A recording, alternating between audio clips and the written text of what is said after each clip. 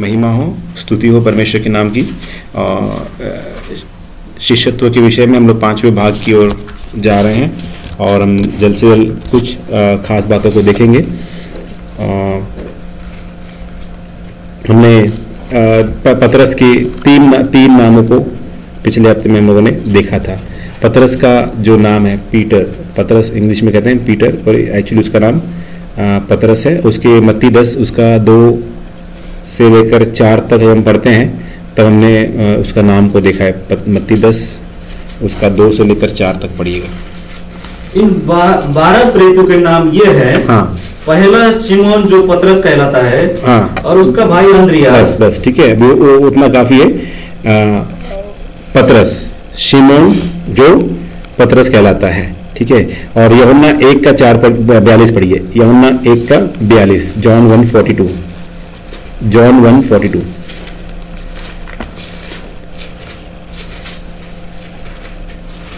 यूहन्ना 1 का 42।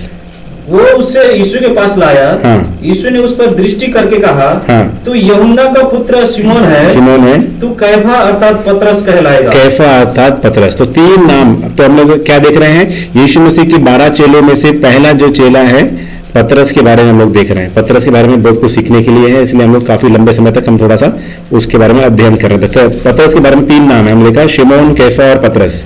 शिमोन, कैफा और पतरस। शिमोन का अर्थ हमने क्या देखा था? शिमोन, ये शिमोन यानी सुनने वाला, और कैफा यानी, कैफा कौन सी भाषा है? कैफा अरामिक लैंग्वेज है, अरामिक। ओके, अरामी भाषा में कैफा का अर्थ क्या है? स्टोन।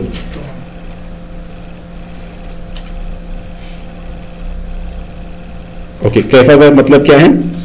पत्थर, ठीक है ना। और पतरस का मतलब क्या है? सेम है। ओके, स्टोन यानी पत्थर। सो कैफा और पतरस क्या? कैफा एक अरामी भाषा है, शिमोन इब्रानी भाषा है, और पतरस भी इब्रानी भाषा है। तो शिमोन का अर्थ क्या होता है? मतलब पिछले दिनों में देखा था, सुनने वाला। शिमोन क्या मतलब होता है? The one who is listener, परमेश्वर की आवाज को, वचनों को सुनने वाला, ठीक है ना। सो हमने देखा यूहन्ना 1 का 40 में कि पढ़िएगा, यूहन्ना 1 का 40 में उन्होंने परमेश्वर के वचन को सुनकर उसके पीछे हो लिए। उन दोनों में से हाँ, जो यूहन्ना की बात सुनकर यीशु के पीछे हो लिए थे, हाँ, एक शिमोन पतरस का भाई अंद्रियास था। किसकी बात सुनकर? यूहन्ना की बात सुनकर यीशु के पीछे तो वक्त बात सुनने वाला था। तो हमने सुनने के विषय में 3 बातों को गौर तलब देखा था, कुछ बातों को हम देखा था। पहली बात क्या थी? हाँ, तो हमें अपने निर्गमन 23वां अध्याय उसका 22 वचन में हम लोग पढ़ते हैं। उसमें हम देखते हैं पहली बात को सुनने वाला, ध्यान से सुनने वाले के विषय में पहली बात हमने क्या सीखते हैं? निर्गमन 23 अध्याय 22 वचन। यदि तू सचमुच उसकी माने, हाँ, और जो कुछ मैं कहूँ वो करे, हाँ, तो मैं तेरे शत्रुओं का शत्रु, हाँ, और द्रोही को द्रोही बनाऊंगा। तो शत्रु पर जय पाना है तो परमेश्वर की आवाज के ऊपर हमें आवाज के लिए मन ध्यान से उसकी आवाज को सुनना है, ठीक है ना। क्योंकि कलीसिया क्या होना है? निरंतर यीशु मसीह की आवाज को सुनने वाला होना चाहिए। यीशु मसीह की आवाज को सुनने, कलीसिया निरंतर यीशु मसीह की आवाज को सुनने वाला होना चाहिए, ताकि मत्ती 16 का 17 से लेकर 19 तक हम लोग पढ़ते हैं। उसमें क्या देखा हम लोगों ने? अधोलोक के फाटक कभी भी कलीसिया के ऊपर जयवंत नहीं होंगे, क्योंकि वो परमेश्वर की आवाज को सुनने वाली कलीसिया है। जो कलीसिया परमेश्वर की आवाज को सुनती है उसके ऊपर अधोलोक की फाटकें कभी भी जयवंत। पढ़िए। यीशु ने उसको उत्तर दिया, हे शमौन यूहन्ना के पुत्र, तू धन्य है, क्योंकि मांस और लहू ने नहीं, हाँ, परंतु मेरे पिता ने जो स्वर्ग में है ये बात तुझ पर प्रकट की है। हाँ, और मैं भी तुझसे कहता हूँ कि हाँ, तू पतरस है, हाँ, और मैं इस पत्थर पर अपनी कलीसिया बनाऊंगा, हाँ, और अधोलोक के फाटक उस पर प्रबल न होंगे। पतरस, ठीक है ना। सुना लिखा है अधोलोक के फाटक इसके ऊपर। अगर हमारा जीवन एक पतरस के समान है, यानी परमेश्वर की आवाज सुनने वाला, तो हम क्या नहीं होंगे? अधोलोक के फाटक हमारे ऊपर प्रबल। आत्मिक युद्ध का मेन हमारे लिए खास बात यह है कि हम परमेश्वर की आवाज को सुनने वाले बने। तो वही पतरस जो 3 बार इनकार किया यीशु मसीह का, वही पेंतिकोस्त के दिन में 3000 लोगों को प्रभु में बपतिस्मा देकर लाया। उसने दृढ़ता के साथ क्या किया? प्रचार किया, परमेश्वर की आवाज को सुना। कैसे आवाज सुना? अभिषेक पाया, पवित्र आत्मा का बपतिस्मा हुआ, पवित्र आत्मा का अभिषेक उतरा, आग उतरा, उसके द्वारा सब कुछ, उसका पिछला जीवन खत्म हो गया, एक नया जीवन उसका शुरुआत हुआ। दूसरी बात हमने देखा, परमेश्वर की निज प्रजा, निज धन बनते। जब हम परमेश्वर की आवाज को सुनते हैं, हम परमेश्वर की निज धन बनते हैं। निर्गमन 19:5, एक्सोडस 19:5, निर्गमन 19:5। इसलिए अब यदि तुम निश्चय मेरी मानोगे और मेरी वाचा का पालन करोगे, तो सब लोगों में से तुम ही मेरा निज, सब लोगों में से तुम ही मेरा निज संपत्ति, निज धन। तो कलीसिया क्या है? कलीसिया परमेश्वर की निज धन है। हर एक विश्वासी जो परमेश्वर की आवाज सुनता है, वो परमेश्वर की जीवित कलीसिया, परमेश्वर का अविनाशी वचन के बीच के द्वारा नया जन्म पाया, परमेश्वर का घराना है, तो वो क्या होता है? परमेश्वर का निज धन बन जाता है, परमेश्वर का निज संपत्ति बनती है, क्योंकि वो परमेश्वर की आवाज को सुनते हैं। तो जो सुनने वाला है वो परमेश्वर का निज धन और निज संपत्ति बनता है। तीसरी बात हम देखे थे, निर्गमन 15:26। हाँ, जो परमेश्वर की आवाज को सुनता है वो आत्मिक चंगाई को प्राप्त करता है। 15:26 निर्गमन खरूज कूच 15:26। यदि तू अपने परमेश्वर यहोवा का वचन तन मन से सुने और जो उसकी दृष्टि में ठीक है वही करे और उसकी आज्ञाओं पर कान लगाए और उसकी सब विधियों को माने, तो जितने रोग मैंने मिस्रियों पर भेजे हैं उनमें से एक भी तुझ पर न भेजूंगा, क्योंकि मैं तुम्हारा चंगा करने वाला यहोवा हूँ। तो मैं तुम्हारा चंगा करने वाला यहोवा परमेश्वर हूँ। ठीक है ना। इसके बाद में हम लोगों ने और भी कुछ पॉइंट देखे थे, मत्ती 16:17 में, कि वहां पे शिमोन नाम प्रकट किया परमेश्वर ने। हाँ, लहू और मांस, जो परमेश्वर के वचन सुनते हैं वो लहू और मांस के अनुसार जीवन नहीं बिताते, वो आत्मिक रीति में जीवन व्यतीत करते हैं। पढ़िए हम लोगों ने मत्ती 16:17 पढ़िए। यीशु ने उसको उत्तर दिया, हे शमौन योना के पुत्र, तू धन्य है, क्योंकि मांस और लहू ने नहीं, परंतु मेरे पिता ने जो स्वर्ग में है ये बात तुझ पर प्रकट की है। तो जो वचन सुनने वाला है वो मांस और लहू के अनुसार नहीं, लेकिन आत्मिक रीति में चलता है। जो हमने यहाँ पे देखा ना, ठीक है ना, जो फ्लैश में है, जो सोल में है, वो क्या करते हैं? हमेशा उसी रीति में चलते हैं। लेकिन जो आत्मा के अनुसार परमेश्वर की आवाज सुनते हैं, वो शरीर और वो मांस और लहू से नहीं, लेकिन आत्मा के अनुसार चला चलते हैं।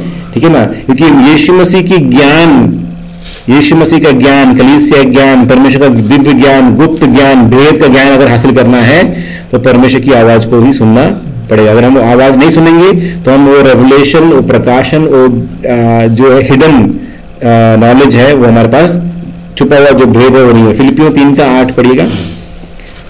फिलिपियों 3:8।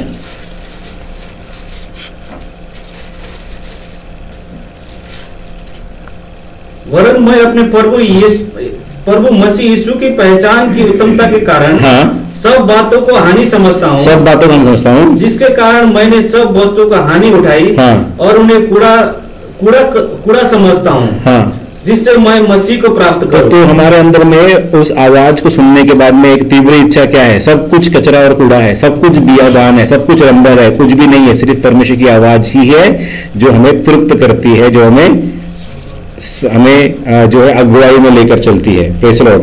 फिर हमने अगला पॉइंट क्या देखा था? मरकुस 14:37-38 क्या लिखा था पॉइंट में? मरकुस 14:37-38। हाँ जी, जल्दी पढ़िए, क्या लिखा था? मरकुस 14:37-38।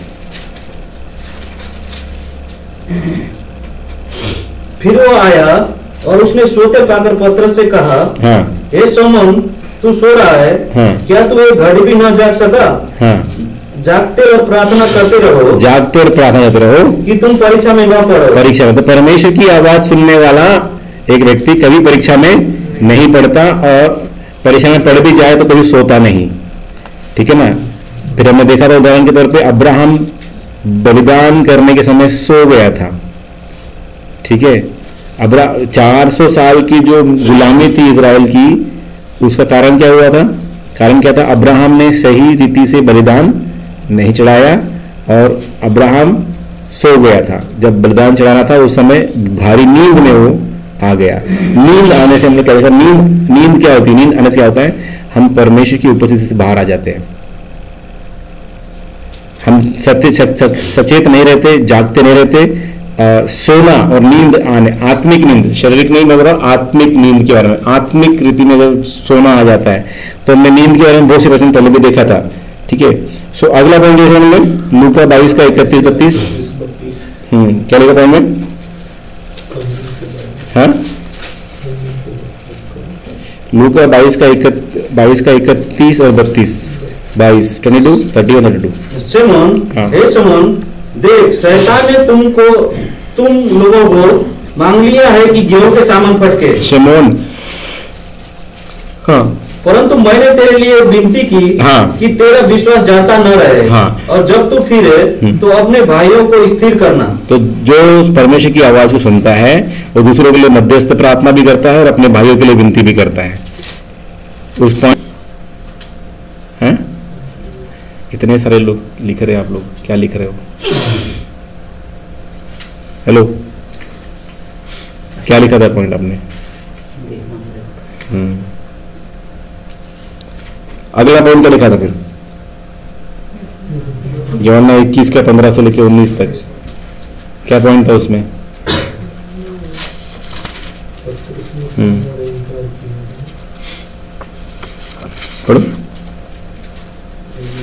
21 का 15 से लेकर 19 तक।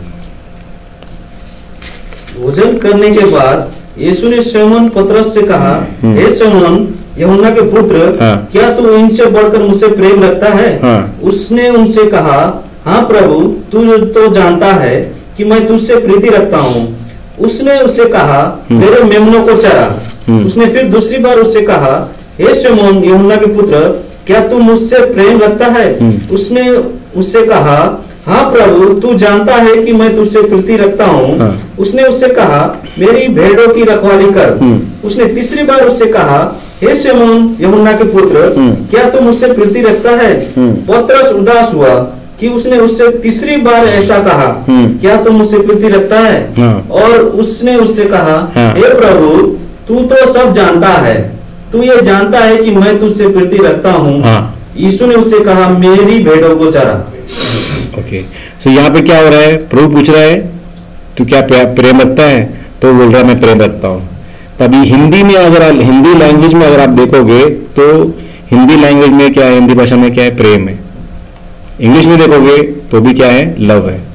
डू यू लव मी या आई डू लव यू, ऐसा बोलता है वो। इंग्लिश में एक ही लव है, लेकिन ग्रीक भाषा में लव का 4 डेफिनेशन है।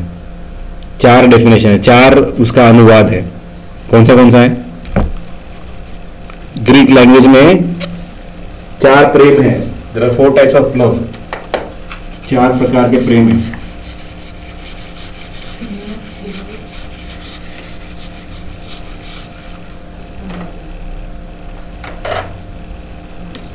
पहला कौन सा है?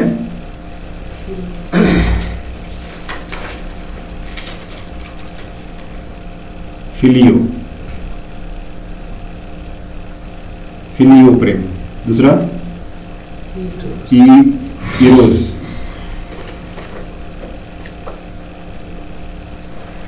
ओके, फिर स्टोरजे। फिर क्या है?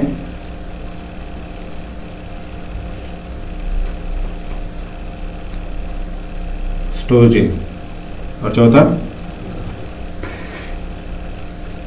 लव।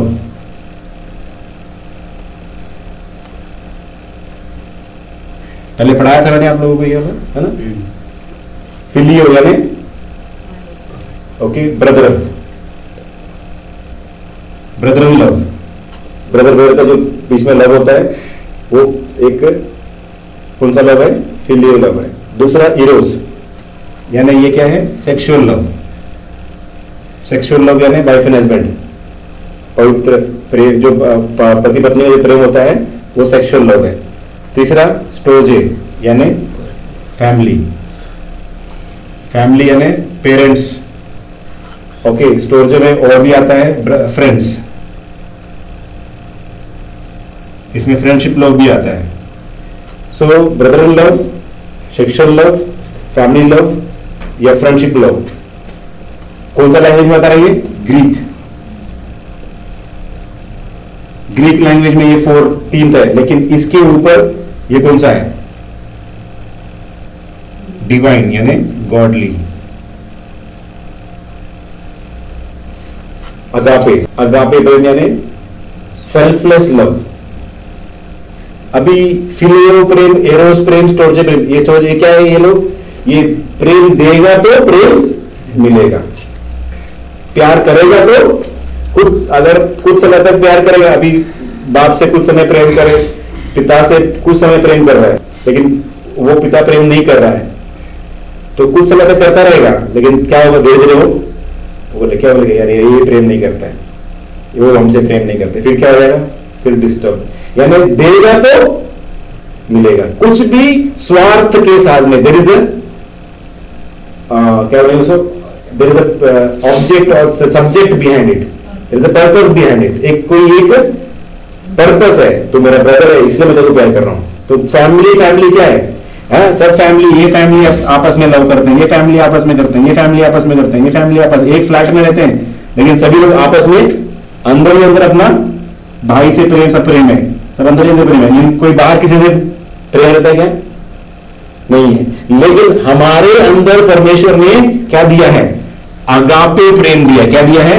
अगापे प्रेम दिया। तो ये अगापे प्रेम से इसको जोड़ रहे, इसको इससे जोड़ रहे, इसको इसे जोड़ रहे, इसको इसे जोड़ रहे, इसमें इसे जोड़ रहे, फिर ये इसे जोड़ रहे। समझ रहे? हमारा कौन सा प्रेम है? अगापे प्रेम नहीं है तो वो क्या बोलेगा? वो पाकिस्तानी है, वो नेपाली है, कोई इंडियन है, ऐसा बात करेगा। लेकिन अगापे प्रेम है तो वो क्या है? He is a brother in Christ, मसीह में मेरा भाई है। Praise the Lord. सो ये परमेश्वर की आवाज सुनने वाला कौन सा प्रेम में चलता है? अभी आप मैंने आपको शर्ट दिया धोने के लिए, आपने शर्ट धो के लिए दे दिया, लेकिन यही कोई और जो अनजान बोलेगा उसके लिए आप धोएंगे? नहीं, हम क्यों धोएंगे?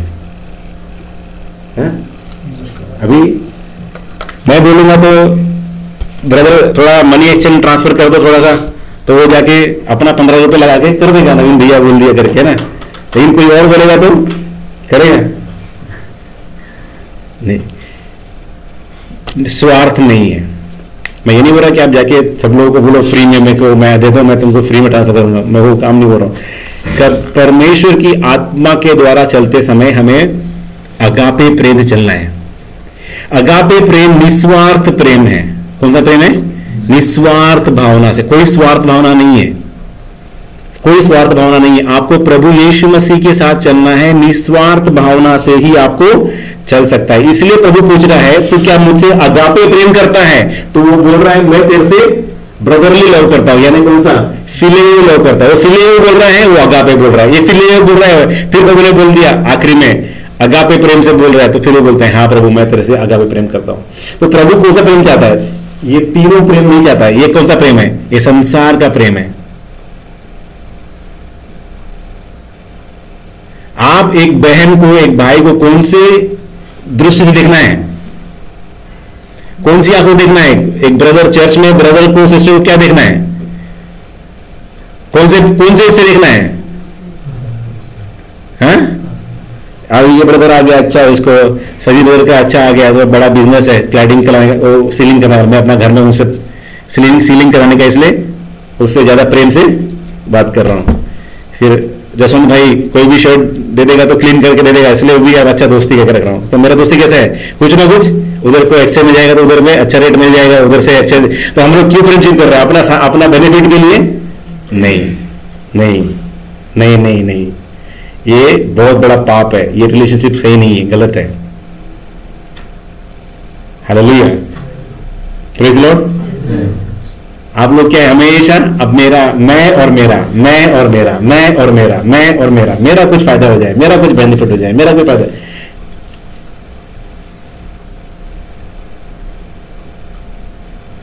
बकरी होता ना, बकरी हमेशा मैं, बकरी क्या करेगा?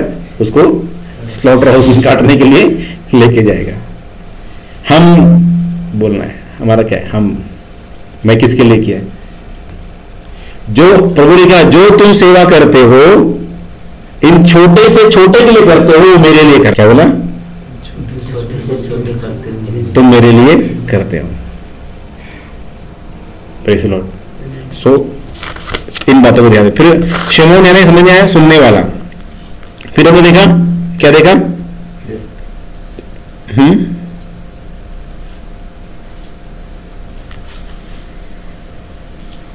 कैफा के बारे में देखा। क्या बोलते हैं कैफा में? कैफा यानी पत्थर, ओके। पतरस यानी पत्थर या कैफा दोनों को मिला के हमने देखा था, पत्थर, स्टोन। ऐसा पत्थर जिसपे, वो पत्थर जिसपे गिरेगा या कोई वो पत्थर पे गिरेगा, दोनों टुकड़ा उठना, यानी स्ट्रॉन्ग फेथ, मजबूत विश्वास, अडिग विश्वास, ओके, दृढ़ विश्वास, पक्का विश्वास, मजबूत विश्वास, कोई हिला ना सके ऐसा। तो आदर के योग, नीति वचन 27 का 3 हम लोगों ने पढ़ा था उसके लिए ना, नीति वचन 27 का 3, नीति वचन हितोपदेश 27 का 3। पत्थर तो भारी है, हाँ, और बालू में बोझ है, हाँ, परंतु मूढ़ का क्रोध उन दोनों से भारी है। पत्थर कैसा है? भारी है। तो ये पतरस जो पत्थर बोल रहा है, मजबूत पत्थर या दृढ़ता से रखा हुआ पत्थर कैसा होना चाहिए? भारी। यानी आपका विश्वास कैसा होना चाहिए? मजबूत विश्वास, दृढ़ विश्वास, भारी विश्वास। किसी पे भी गिरेगा तो वो, कोई भी पत्थर को ठोस लगेगा तो उसको मालूम चलेगा कि यहाँ पत्थर है, मजबूत पत्थर है। ऐसा नहीं कि कोई लात मार दे तो टूट गया। विश्वास में मजबूत है ना। जकरिया 12 का 3 भी हमने पढ़ा था, विश्वास में स्थिर रहने वाला पत्थर। उस समय पृथ्वी की सारी जातियां हाँ, यरूशलेम के विरुद्ध इकट्ठे होंगी। हाँ, तो मैं उसको इतना भारी पत्थर बनाऊंगा, इतना भारी पत्थर बनाऊंगा कि जो उसको उठाएंगे वो बहुत ही घायल होंगे। हाँ, जो भी उसको उठाएंगे बहुत ही घायल होंगे, बहुत ही घायल होंगे। क्या लिखा है इंग्लिश में? उसको अच्छा लिखा है ट्रांसलेशन में, जकरिया 12 का 3। जो कोई पत्थर को उठाएगा, जो कोई भी छेड़ेगा, जो कोई भी मारने आएगा, जो कुछ भी करने आएगा, उसका विश्वास कैसा होगा? इतना मजबूत होगा कि कोई उसे तोड़ नहीं सकता। Faith like stone, strong stone. पढ़ो। And in that day will I make Jerusalem a burdensome stone for all people. हाँ, All that burden themselves हाँ, with it shall be cut in pieces. cut in pieces। क्या लिखा है? टुकड़ा टुकड़ा हो जाएगा। कोई भी उसको काटने आएगा, वो पत्थर का शक्ति और इतना सामर्थ्य है कि क्या हो जाएगा? कट इनटू पीसेस, टुकड़े टुकड़े हो जाएंगे। कैसे लिखा पंजाबी में? नेपाली में कैसे क्या है? नेपाली पंजाबी में मैं उस दिन यरूशलेम ਨੂੰ ਸਾਰੀਆਂ ਕੌਮਾਂ ਲਈ ਇੱਕ ਭਾਰੀ ਪੱਥਰ ਠਹਿਰਾਵਾਂਗਾ, ਸਾਰੇ ਉਸ ਦੇ ਚੁੱਕਣ ਵਾਲੇ ਫੱਟਰ ਕੀਤੇ ਜਾਣਗੇ ਅਤੇ ਧਰਤੀ ਦੀਆਂ ਸਾਰੀਆਂ ਕੌਮਾਂ ਉਸ ਦੇ ਵਿਰੁੱਧ ਇਕੱਠੀਆਂ ਹੋਣਗੀਆਂ। क्या लिखा है वहां पे? फट्टर कीते जाएंगे। उसका मतलब क्या होता है? फट्टर मतलब सट लगी। नेपाली में त्यसलाई चलाउने सबैले साह्रै चोट पाउनेछन्। चोट पाएगा, ठीक है। इंग्लिश में से लिखा है, करेक्ट लिखा है। हिंदी में से नहीं है। मलयालम में क्या लिखा है?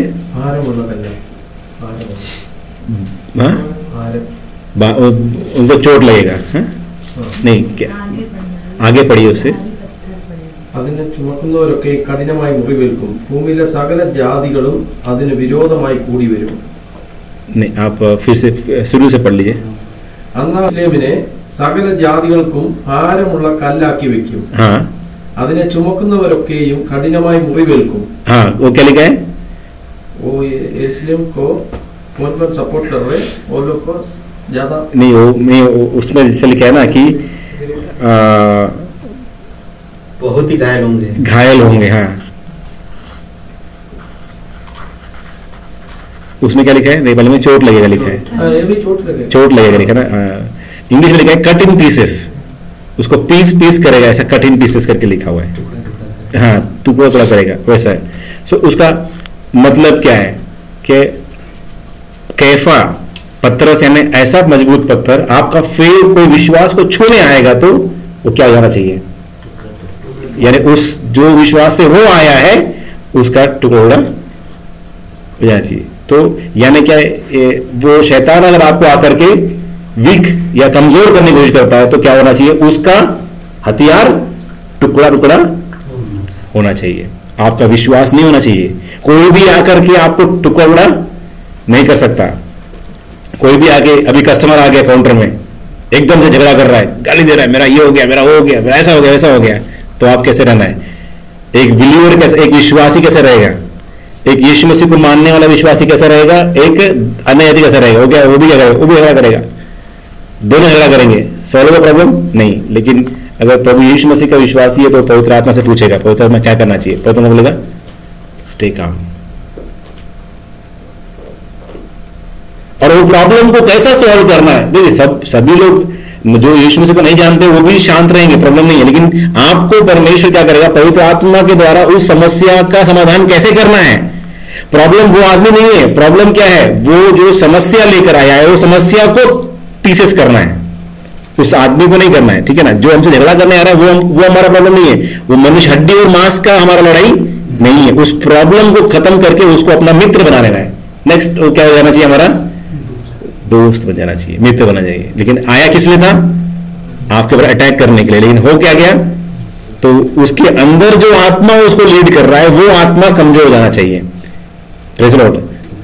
हमारी लड़ाई हथियार शारीरिक नहीं लेकिन आत्मिक है, जो गढ़ों को ढा देती। तो आपने आत्मा में प्रार्थना करना है कि उस स्पिरिट को यीशु के नाम से इसी वक्त बांधता हूं मैं, इसी वक्त तो क्या हो जाए, घुटना टेके। Praise the Lord. तो विश्वास हमारा उसी तरह से मजबूत और स्थिर होना चाहिए। हमने देखा कि किस प्रकार दानियल की पुस्तक में 2 अध्याय 31 से लेकर 35 तक हमने देखा कि कैसे एक पत्थर उछलकर, अपने आप उछलकर उस दानियल की उस स्वप्न की मूर्त को क्या कर दिया? चकनाचूर कर दिया। पढ़िए उसको। हे राजा, जब तू देख रहा था, दानियल 2 अध्याय 31 से लेकर 35 तक। हे राजा जी, जब तू देख रहा था, हाँ। तब एक बड़ी मूर्ति देख पड़ी, हाँ। और वो मूर्ति जो तेरे सामने खड़ी थी वो लंबी चौड़ी थी, हाँ। उसकी चमक अनुपम थी, हाँ। और उसका रूप भयंकर था, हाँ। उस मूर्ति का सिर तो चोखे सोने का था, हाँ। उसकी छाती और भुजाएं चांदी की, उसका पेट और जांघें पीतल की, उसकी टांगे लोहे की, और उसके पांव कुछ तो लोहे के, हाँ। और कुछ मिट्टी के थे। हाँ। फिर देखते देखते तूने क्या देखा कि एक पत्थर ने बिना किसी के खोदे आप उखड़ कर हाँ। उस मूर्ति के पांव पर लगकर जो लोहे और मिट्टी के थे, हाँ। उनको चूर चूर कर डाला। हाँ। तब लोहा, मिट्टी, पीतल और चांदी और सोना सब चूर चूर हो गए, और धूपकाल में खलिहानों के भूसे के सामान, हाँ। हवा से ऐसे उड़ गए, हाँ। कि उनका कहीं पता न रहा। और वो पत्थर जो मूर्ति पर लगा था, हाँ। वो बड़ा पहाड़ बनकर सारी पृथ्वी में फैल गया। बड़ा पहाड़ बनकर सारी पृथ्वी पर फैल गया। तो वो पत्थर कौन है? पत्थर यीशु मसीह है। यानी यीशु मसीह का राज्य आने वाला है।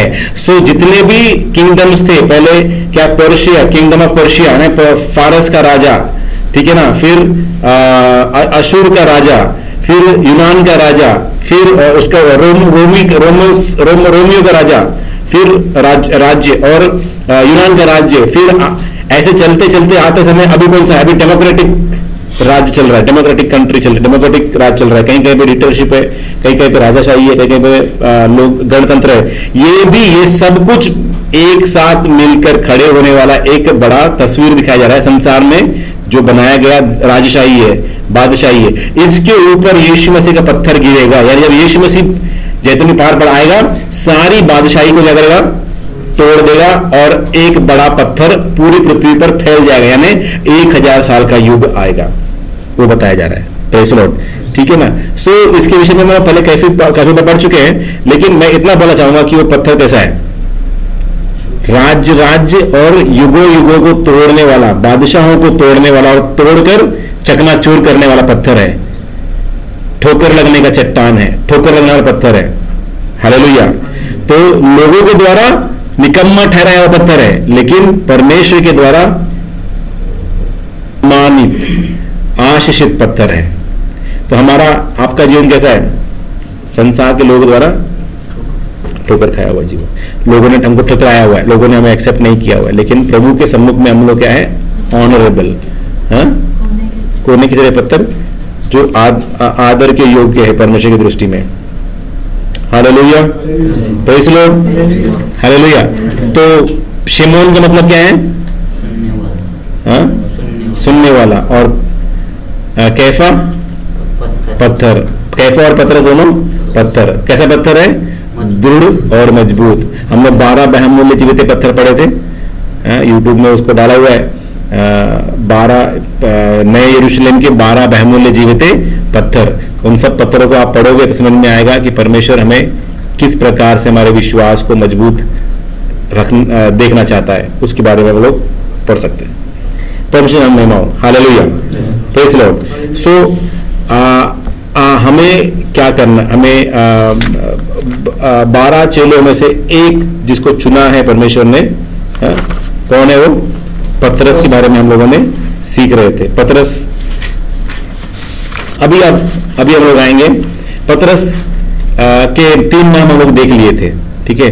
अभी पतरस के जीवन में घटने वाली एक ऐसी घटना है जो किसी भी चेलों के जीवन में नहीं घटी थी। वो सिर्फ और सिर्फ पतरस ने ही, पूरे बाइबल में एक ही ऐसा शख्स था जिसने वो काम किया है। ऐसी एक घटना के बारे में हम लोग देखेंगे और उससे हम क्या सीख सकते हैं। ऐसा एक घटना, तो ये घटना है मत्ती 14 में आएंगे, पानी पे चलने का। पतरस क्या किया है? पानी पर चला है। ये कोई भी चेला नहीं किया, सिर्फ सिवाय पतरस के, ठीक है।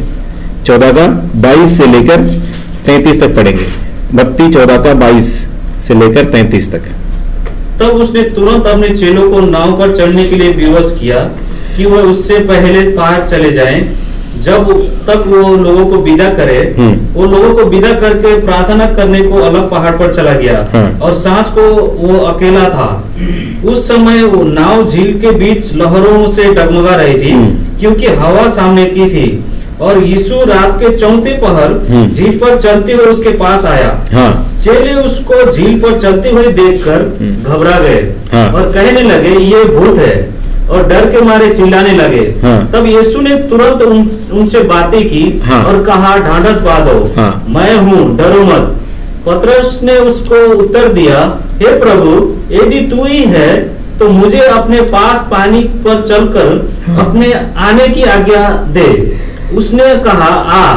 तब पतरस नाव पर से उतरकर यीशु के पास जाने को पानी पर चलने लगा, पर हवा को देखकर डर गया और जब डूबने लगा तो चिल्लाकर कहा, हे प्रभु, मुझे बचा।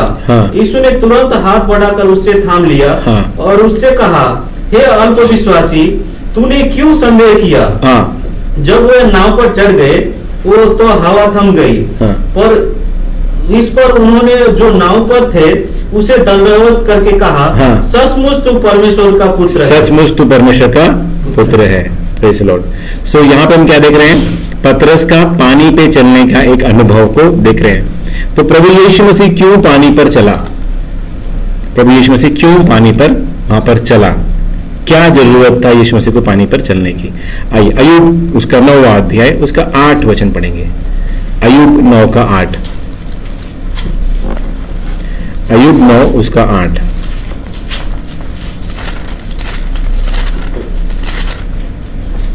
वो आकाश मंडल को अकेला ही फैलाता है, और समुद्र की ऊंची ऊंची लहरों पर चलता है। समुद्र की ऊंची ऊंची लहरों पर वो क्या करता है?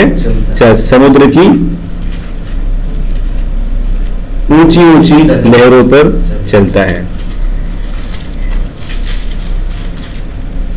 जकरिया की पुस्तक में मैंने पढ़ा है 10 का 11। वो भी एक बार पढ़ लीजिएगा, जकरिया 10 का 11। वो उस कष्टदायी समुद्र में से होकर उसकी लहरें दबाता हुआ आएगा। लहरों को दबाता हुआ जाएगा। हाँ, बस ठीक है ना।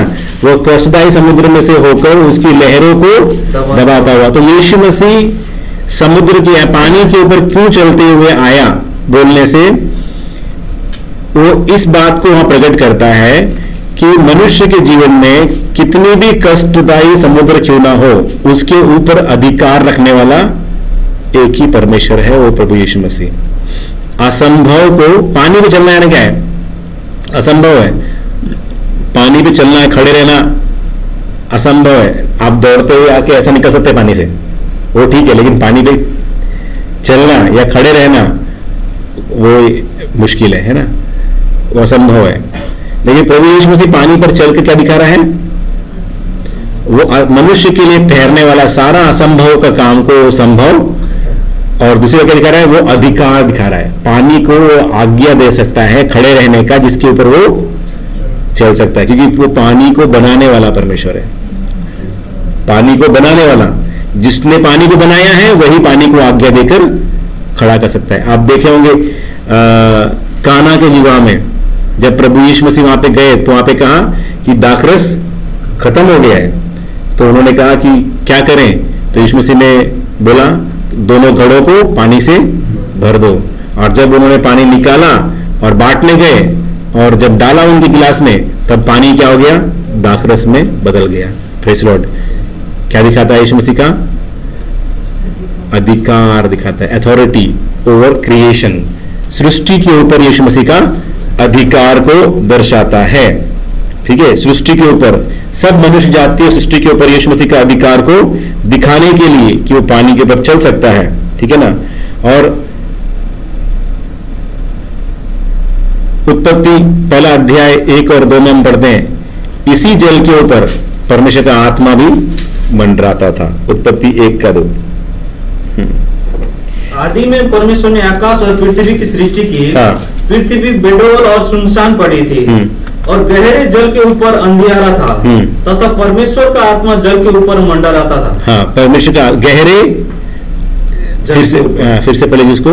पृथ्वी बेडौल और सुनसान पड़ी थी। पृथ्वी बेडौल और सुनसान पड़ी थी और गहरे जल के ऊपर। हाँ, बेडौल और सुनसान पड़ी हुई थी पृथ्वी और गहरे जल के ऊपर। हाँ, अंधियारा था। हाँ, बेडौल, सुनसान और अंधियारा। बेडौल, सुनसान और अंधियारा था। तो हाँ, परमेश्वर का आत्मा हाँ जल के ऊपर मंडरा। परमेश्वर का आत्मा जल के ऊपर मंडराता था। इसका मतलब क्या है? यीशु मसीह, पिता, पुत्र, पवित्र आत्मा जब हमारे जीवन में आते हैं तो जीवन बेडौल है, अंधकार से भरा हुआ, नाश की हो जाने वाला जीवन को बदल कर एक नई जिंदगी परमेश्वर दे देता है। हालेलुया। एक नया जीवन देता है। जिसके जीवन में पवित्र आत्मा आ गया, जिसके जीवन में यीशु मसीह आ जाता है, उसका जीवन बदल जाता है। ट्रांसफॉर्मेशन, जीवन को बदलने के लिए पानी पर चलने के लिए यीशु मसीह आया। वही उत्पत्ति 1 और 2 में पानी पर चल रहा था आत्मा, और वही पवित्र यीशु मसीह भी पानी पर यहां पर चल रहा है। Hallelujah, praise Lord. चाहे कितनी समस्या है, देखो पानी का बहाव आकर आपको, पानी का बाढ़ का पानी आकर आपको डुबा सकता है ना, लेकिन वही पानी पर प्रभु यीशु मसीह चला है, तो आप विश्वास से चलोगे तो आप भी उस पानी के ऊपर खड़े रह सकते हो। पानी यानी क्या दिखा रहा है? कष्टदायी समुद्र। तो जब प्रभु यीशु मसीह उस पानी पर चल रहा है तो क्या दिखाता है? अधिकार। तो यहां पानी क्या दिखा रहा है? पानी यानी हर विश्वासियों के विरुद्ध में, उनके खिलाफ में चलने वाला शैतान का काम। हर विश्वासियों के विरुद्ध में, कलीसिया के विरुद्ध में चलने वाला शैतान के कामों के ऊपर तुम क्या कर सकते हो? अधिकार चल सकते हो। हालेलुया। क्या दिखा रहा है वो? समझ में आ रहा है? ठीक है। ज़बूर 124:5 पढ़िएगा। भजन संहिता 124:5।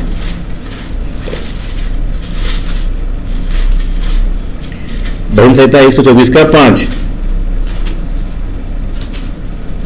हाँ, उमड़ते जल में, ज़बूर 124:5। उमड़ते जल में हम उसी समय ही बह जाते। हाँ, उमड़ते जल में उसी समय हम बह जाते हैं। इसका मतलब क्या है? लटाओं के साथ उमड़ते वाला, लहरों के साथ आने वाला पानी क्या करता है? लोगों को डुबाकर लेकर जाता है। तो इसका मतलब क्या है? कलीसिया के खिलाफ में चलने वाला शैतान का काम, ताकि कलीसिया को डुबा ले जाए। विश्वासियों को चारों तरफ से घेर कर पानी का बहाव लेकर आता है, मुसीबतों का बहाव चारों तरफ से आता है, ताकि वो क्या हो जाए? विश्वास टूट जाए और बह जाए। तो इन सब अवस्थाओं के पर उपदेश के खिलाफ, विश्वासियों के खिलाफ, कलीसियाओं के खिलाफ, ठीक है ना, हमारे आत्मिक जीवन के खिलाफ एक उमड़ता हुआ जल, सुसमाचार के खिलाफ, सेवा के खिलाफ, पास्टरों के खिलाफ एक शैतान का बड़ा चाल कैसा है? प्रचंड, मुसीबतों का बहाव को भेजकर उन्हें डुबाने की कोशिश करें, लेकिन हम क्या करना है, उसी समय उस बहते हुए उमड़ते हुए जल के ऊपर खड़े होकर क्या कहना है, जिस प्रकार प्रभु यीशु मसीह इस पर चला है, मैं भी अधिकार के साथ यीशु मसीह के नाम से समुद्र की लहरों को दबाता हुआ चलूंगा। असंभव को संभव करने वाला प्रभु यीशु मसीह मेरे साथ है, चाहे कितनी बड़ी प्रॉब्लम क्यों ना है, तो हमारे पास आत्मिक अधिकार है। प्रभु यीशु ने कहा स्वर्ग और पृथ्वी का सारा अधिकार, मत्ती 28 का 18 पढ़िए, मत्ती 28 का 18। तो आप क्या पा रहे हैं अपने, हाँ पढ़िए मत्ती 28 का 18। यीशु ने उनके पास आकर कहा, हाँ स्वर्ग और पृथ्वी का सारा अधिकार मुझे दिया। स्वर्ग और पृथ्वी का सारा अधिकार, यानी इन सारे समुद्र, सारे पानी, सबके ऊपर मैंने चलकर अधिकार पाया है, अब मैं तुमको भी चलने का अधिकार देता हूं। यानी समस्याओं के ऊपर, इन मुसीबतों के ऊपर, इन गहरे समुद्र के ऊपर चलने का अधिकार तुमको दिया, तुमको डूबने का अधिकार नहीं दिया।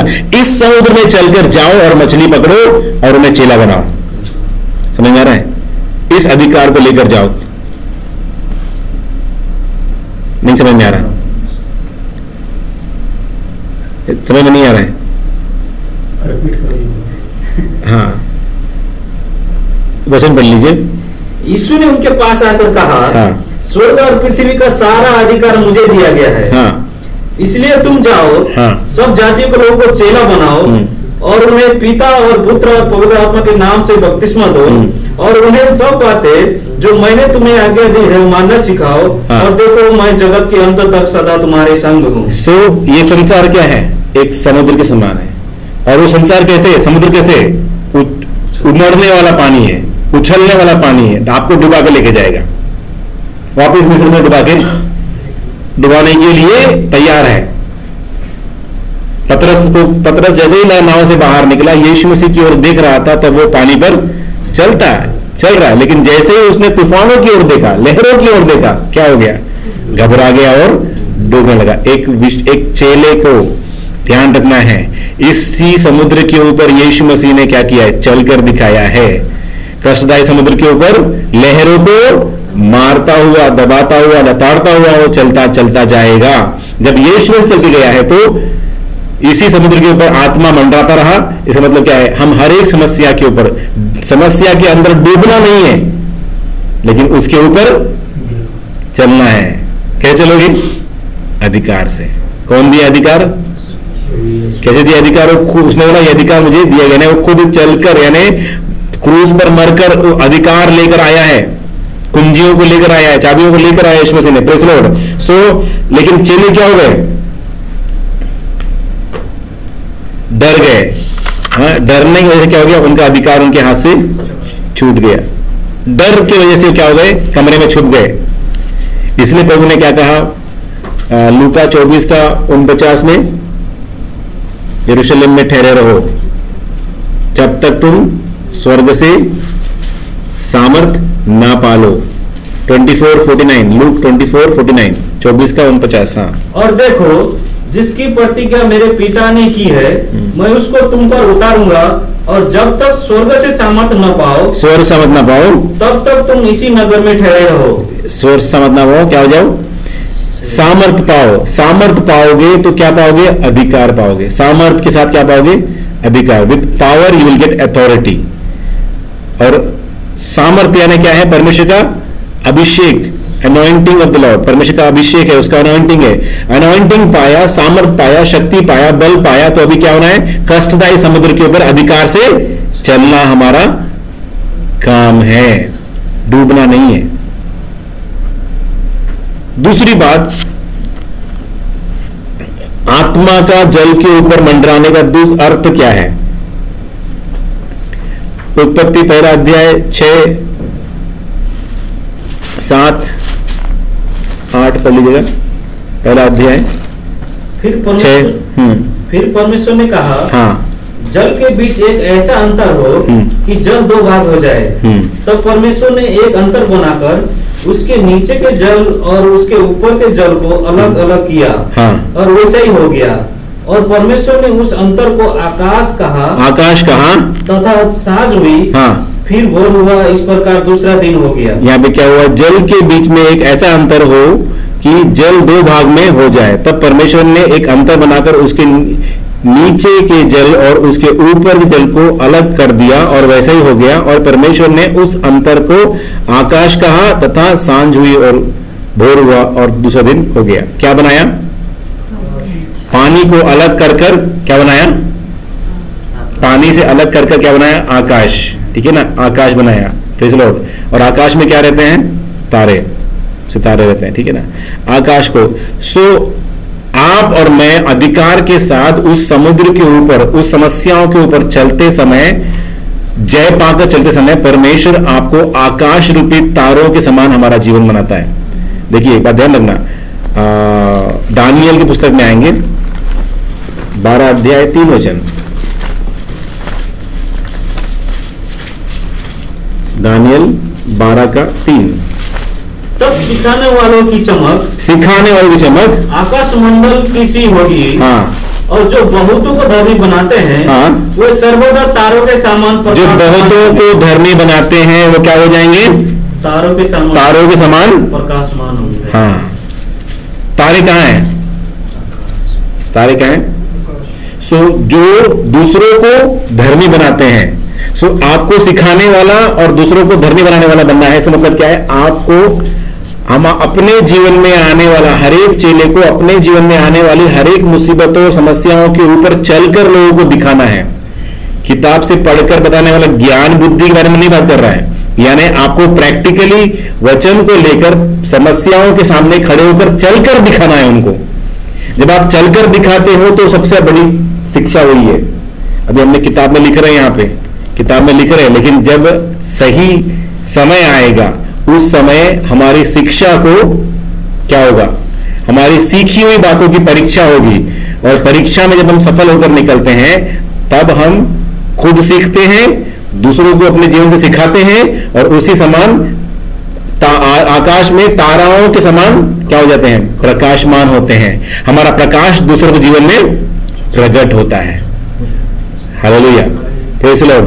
सो परमेश्वर ने आकाश को और पृथ्वी को अलग अलग किया ताकि आकाश में क्या गए, परमेश्वर पूरे ताराओं को वहां पे रखे। उसी प्रकार समझने वाली बात यह है कि परमेश्वर आपको और हमें इस प्रकार चलाना चाहता है ताकि हम दूसरों के लिए क्या बने, उदाहरण बने, एक गवाही का जीवन बने। हमारे द्वारा दूसरे लोग सीखना चाहिए। इन वचनों को सीखने के बाद दूसरे लोग क्या करना चाहिए, सीखते नहीं है, क्या बोलते हैं, ये तो मुसीबत है भाई, जितना जल्दी चला जाए कंपनी से उतना जल्दी अच्छा है। ये अपने ही मतलब के लिए जीता नहीं है, अपने फायदे के लिए नहीं, वचन के अनुसार वहां पे खड़े हो तो क्या हो, समर्पित होकर प्रभु के लिए खड़े हो जाओगे तो प्रभु आपको वहां पर प्रकाशमान बनाएगा, ज्योति बनाएगा। फिलिपियों की पत्री लिखा है, कहां लिखा है, फिलिपियों 2:15 2:15 ताकि तुम निर्दोष और भोले होकर टेढ़े और हटीले लोगों के बीच जी परमेश्वर के निष्कलंक संतान बने रहो, जिनके बीच में तुम जीवन का वचन लिए हुए जगत में जलते दीपकों के समान दिखाई देते हो। Hallelujah, hallelujah. कहां पे, टेढ़े और हटीले लोग, यानी क्या है, ये समुद्र, समुद्र क्या दिखा रहा है, संसार के लोग, संसारिक अभिलाषाओं से लोग, गंदे विचार वाले लोग। हम लोग को कहीं पर भी खड़ा किया जाएगा तो एक ज्योति के समान क्या करना है, चमकना है। ज्योति क्या है, रोशनी क्या है, वचन है, प्रभु का वचन और उपदेश लेकर चमकना है, ना कि तुम्हें उस सड़ाहट में जाकर वही गंदगी में सूअर समान लौटना नहीं है। कई विश्वासी लोग बहुत वचन सीखे, बड़ा बड़ा कलीसिया का नाम लेकर आए, बड़े बड़े प्रभु के दासों का नाम लेकर आए, लेकिन जीवन कैसा है, जीवन भी समझ में आता, भैया तुम्हारा जीवन सही नहीं है। हमें वचन को सीखकर वचन के अनुसार वहां गंदगी में चमकना है ताकि वहां के लोग, जहां पर भी प्रभु ने आपको खड़ा किया है वहां पर आप रोशनी बनकर चमकना है। इसीलिए परमेश्वर ने आपको समुद्र से निकालकर आपको अलग किया है, इस गंदगी से निकालकर आपको बाहर निकालकर अलग बनाया, खड़ा किया, आपके अंदर वचन दिया है, कलाम दिया है। आप उनके साथ असमान, कलाम में लिखा है अविश्वासियों के साथ असमान जुए में ना जुटो। तुम उनके साथ चलने की जरूरत नहीं है। उनका जीवन अलग है, तुम्हारा जीवन अलग है। तुम्हारा चाल चलन, तुम्हारा उठना बैठना सब कुछ क्या होना चाहिए? ज्योतिर्मय, तेजोमय होना चाहिए। तब लोग बोलेंगे वहां पे, हाँ भाई ये विश्वासी, ये प्रार्थना करने वाला भाई है। यही मुंह से गाली भी निकलता है ऑफिस में, यही मुंह से फ्राइडे को क्या निकलता है?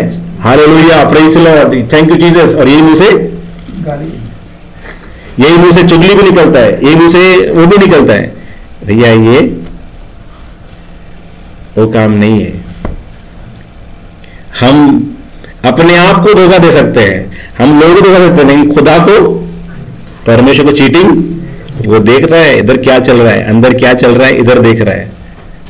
आप टेढ़ा मेढ़ा नहीं रहने का, सीधा स्ट्रेट चलना है। सीधे चलोगे, परमेश्वर आपको बचाने वाला है। हालेलुया। सो समझ में आया? आकाश, आकाश क्या दर्शाता है? आकाश का यानी आकाश यानी क्या दर्शाता है? परमेश्वर के साथ चलने वाला जीवन। समुद्र क्या दर्शाता है? समुद्र दर्शाता है ये संसार के साथ चलने वाला जीवन। आपको और मुझे प्रभु ने कहा समुद्र के ऊपर चलना है, यानी आपको समुद्र में डूबना नहीं है। डूब जाने क्या है? चिंता है, संसार की अभिलाषा है, बातें, पाप और संसारिक लोग, उनके साथ में चला गया तो समुद्र में डूब गया। लेकिन हमें डूबना नहीं है, लेकिन उसके ऊपर लहरों को दबाता हुआ हमको चलना है। यानी आकाश, आकाश क्या दिखाता है?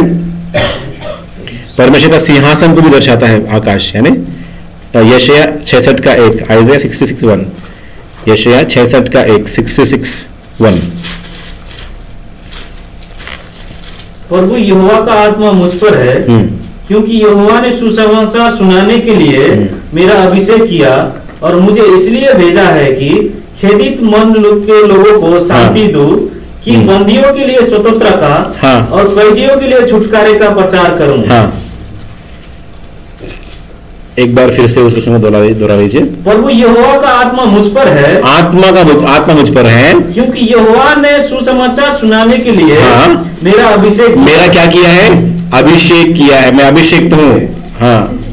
हाँ, और मुझे इसलिए भेजा है कि खेदित मन के लोगों को शांति दूं, कि बंदियों के लिए स्वतंत्रता का और कैदियों के लिए छुटकारे का प्रचार करूं। 66 का 1। यहोवा यूं कहता है, आकाश मेरा सिंहासन और पृथ्वी मेरे चरणों की चौकी। जी। तुम मेरे लिए कैसा भवन बनाओगे और मेरा विश्राम का कौन सा स्थान? आकाश परमेश्वर का सिंहासन, ठीक है ना? देख के पढ़े, ठीक है ना? क्योंकि हम ध्यान से पढ़े थे कि हम समझ, आकाश परमेश्वर का सिंहासन और समुद्र क्या रहना चाहिए? पैरों के नीचे। और आकाश सिंहासन, यानी परमेश्वर का बैठने का स्थान कहाँ है? आकाश। ओके, आप और मैं, परमेश्वर ने हमें कहाँ बैठने का बताया है? उसके साथ सिंहासन पर बैठने का, ठीक है ना? तो इस पृथ्वी में रहते समय हम इस दुनिया की समस्याएं और परेशानी और मुसीबतों में डूबकर नहीं, लेकिन उसके ऊपर पैर रखते हुए चलना है। एक चेले को, एक शिष्य को, जिस प्रकार पतरस डूब गया उसकी ओर देखा, लेकिन किसकी ओर? तूफानों और लहरों की और हवाओं की ओर देखकर वो घबरा गया। इसलिए देखिए, आप जिधर देखोगे ना, जहां देखोगे वहां से आपको या तो सामर्थ्य मिलेगी या आपको कमजोरी मिलेगी, ठीक है? परमेश्वर की ओर देखोगे तो आपको वहां से शक्ति मिलेगी, लेकिन संसार की ओर देखोगे तो क्या मिलेगा? कमजोरी मिलेगी आपकी। इसलिए जितना जहां पे देखता है उतना उसको वहां से ही मिलता है। जो हम जितना ज्यादा हम सोचते हैं, टीवी देखते हैं तो टीवी से ही हमको कचरा मिलेगा, यूट्यूब देखते हैं वहीं से कचरा मिलेगा। जो हम कचरा देखेंगे तो कचरा ही हमारे अंदर में आएगा। अगर अच्छी चीजें हम देखेंगे तो हम देखिए आत्मिकता में हमारी बढ़ोतरी कैसे होगी। हफ्ता में हम क्या हो रहे हैं? पिछले हफ्ते से आप ये हफ्ते में बढ़ रहे हो, फिर वो हफ्ते से हफ्ते देख रहे थे क्या हो रहा है? इसका आत्मिक जीवन बढ़ रहा है। लेकिन आप कैसे हो? वहीं पे ही तैर रहे हो, वहीं पे रुके हो। क्यों? क्योंकि आप 50% एक दिन फ्राइडे आकर यहां पर एक दिन में आके यहां पे खा के जा रहे हैं, बाकी 6 दिन क्या खा रहे हैं? यूट्यूब में है, फेसबुक में है, और भी क्या है, और बहुत सी चीजें हैं जो आप उधर से खा रहे हैं। सो ऐसा खाओगे तो क्या हो जाएगा, आप मिक्स हो जाएगा और आपका जीवन जयवंत मसीह जीवन नहीं हो पाएगा। Praise Lord. इसलिए आपके विचार कैसे होने चाहिए? हाँ, पहला लिखिए, स्वर्गीय विचार होने चाहिए, है ना।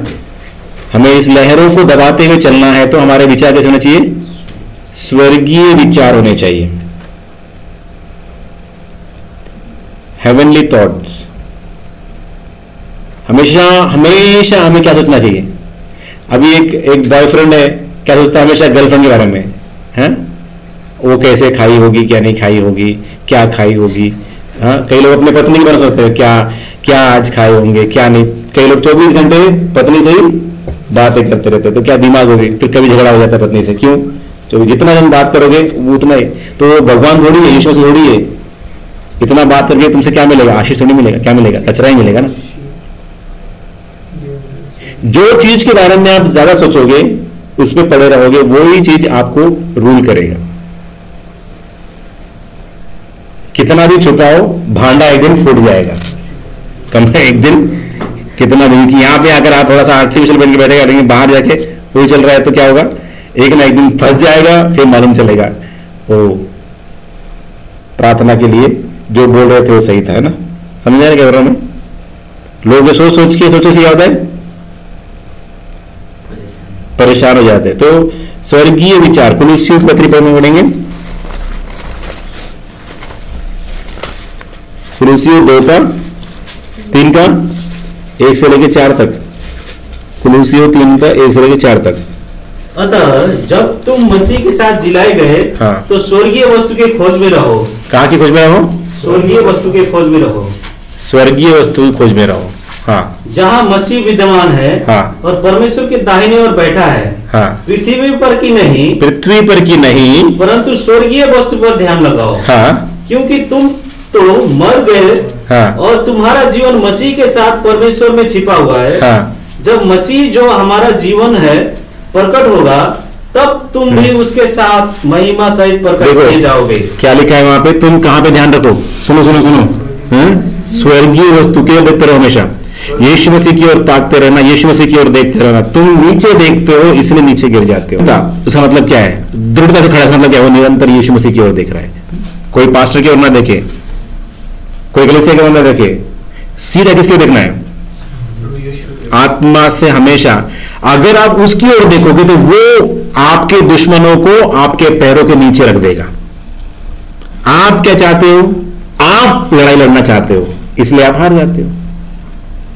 लेकिन आप प्रभु की ओर देखोगे, प्रभु तेरी क्या इच्छा, प्रभु यार माफ कर दे, मैं माफ कर दिया, प्रभु ने माफ कर दिया। कलाम कहता है जब तुम किसी को माफ कर देते हो तो उसके सर के ऊपर क्या रखते हो? जलते हुए आग। हमारा काम ये नहीं है प्रभु किसी को आग मत डालना, किसी का बदला नहीं लेना, लेकिन हम क्या बोलना है? प्रभु तेरी ओर देखता हूं, मैं तेरी ओर ताकता हूं, है ना। भजन संहिता 110 का 1 पढ़िए।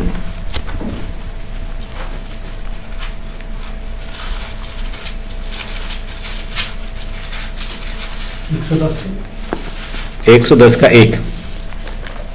मेरे प्रभु यहोवा की ये वाणी है, हाँ। तू मेरे दाहिने हाथ बैठ, हाँ। जब तक कि मैं तेरे शत्रु को तेरे चरणों की चौकी न कर दूं। एक बार फिर से पढ़िए। मेरे प्रभु से हाँ। यहोवा की ये वाणी है, हाँ। ये है, हाँ। तू मेरे दाहिने हाथ बैठ, तू मेरे दाहिने हाथ बैठ, जब तक कि मैं तेरे शत्रुओं को, हाँ, तेरे चरणों की चौकी ना कर, तेरे शत्रुओं को तेरे चरणों की चौकी ना कर दूं। दाहिने हाथ बैठ बोल रहा है। हालेलुया। यानी हमेशा क्या करना है? हमें स्वर्गीय बातों के विषय में मन लगाना है। प्रेस लो। दूसरा बात लिखिए, पॉइंट नंबर 2। हम क्या देख रहे हैं? आकाश का मतलब, यानी आकाश का मतलब क्या है? पहली बात क्या है? स्वर्गीय विचारधारा। हमें हमेशा क्या होना है? स्वर्गीय विचारधारा के अनुसार हमें चलना है। दूसरी बात है, परमेश्वर का सिंहासन को दर्शाता है। परमेश्वर का सिंहासन, आकाश की ओर ताकना यानी स्वर्गीय विचार रखना और परमेश्वर के सिंहासन की ओर ताकना। यशायाह 6वां अध्याय 1 से लेकर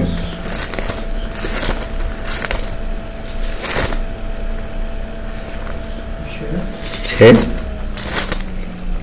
1 से लेकर हम पढ़ते हैं। यशायाह 6 1 से लेकर हम लोग 5 तक पढ़िए। जिस वर्ष उजिया राजा मरा, मैंने प्रभु को बहुत ही ऊंचे सिंहासन पर विराजमान देखा और उसके वस्त्र के घेर से मंदिर भर गया। उससे ऊंचे पर शराब दिखाई दिए। उनके 6 पंख थे, 2 पंखों से वो अपने मुंह को ढांपे थे और 2 से अपने पांव को और 2 से उड़ रहे थे। वे एक दूसरे से पुकार पुकार कर कह रहे थे, सेनाओं का यहोवा पवित्र पवित्र है, सारी पृथ्वी उसके तेज से भरपूर है। और पुकारने वाले के शब्द से देवड़ियों की नींवें डोल उठी और भवन धुएं से भर गया। तब मैंने कहा, हाय हाय, मैं नष्ट हुआ, क्योंकि मैं अशुद्ध ओठ वाला मनुष्य और अशुद्ध ओठ वाले मनुष्य के बीच में रहता हूँ, क्योंकि मैंने सेनाओं का यहोवा महाराज धीराज को अपनी आंखों से देखा है। अपनी आंखों से देखा है। Praise the Lord. तो अपनी आंखों से किसको देख रहा है? यशायाह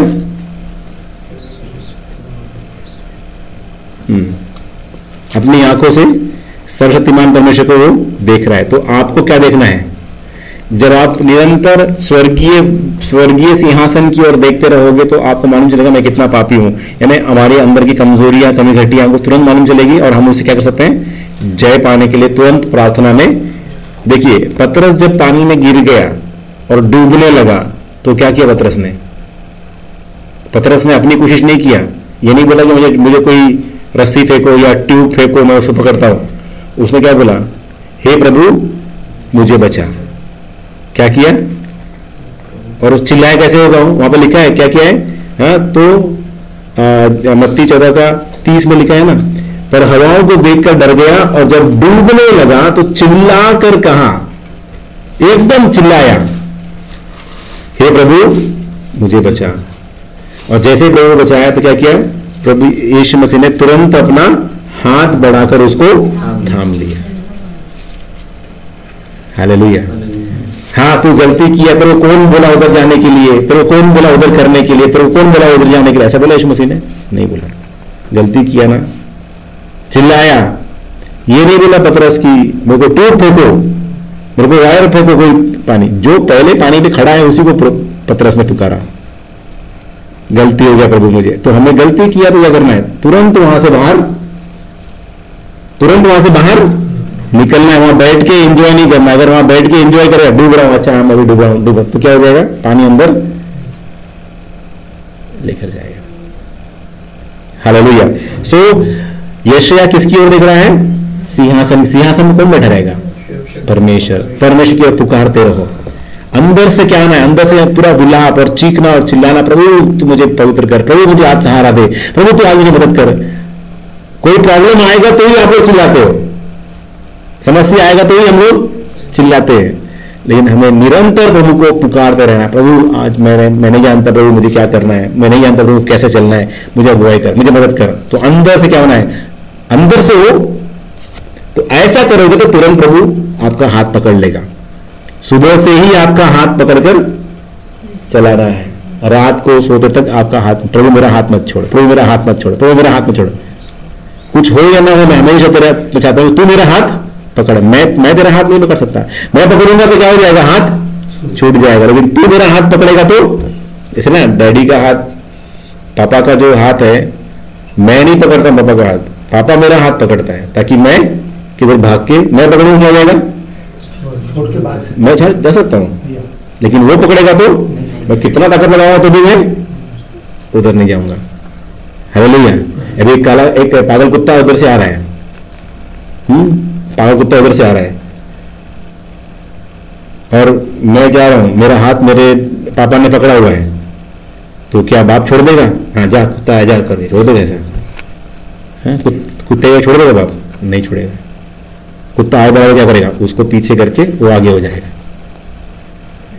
हालेलुया। Praise the Lord. कहानी नहीं है, सच्चाई बता रहा हूं।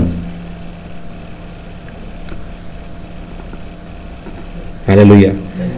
पिता और बेटे का रिश्ता होना चाहिए, बाप बेटे का रिश्ता होना चाहिए।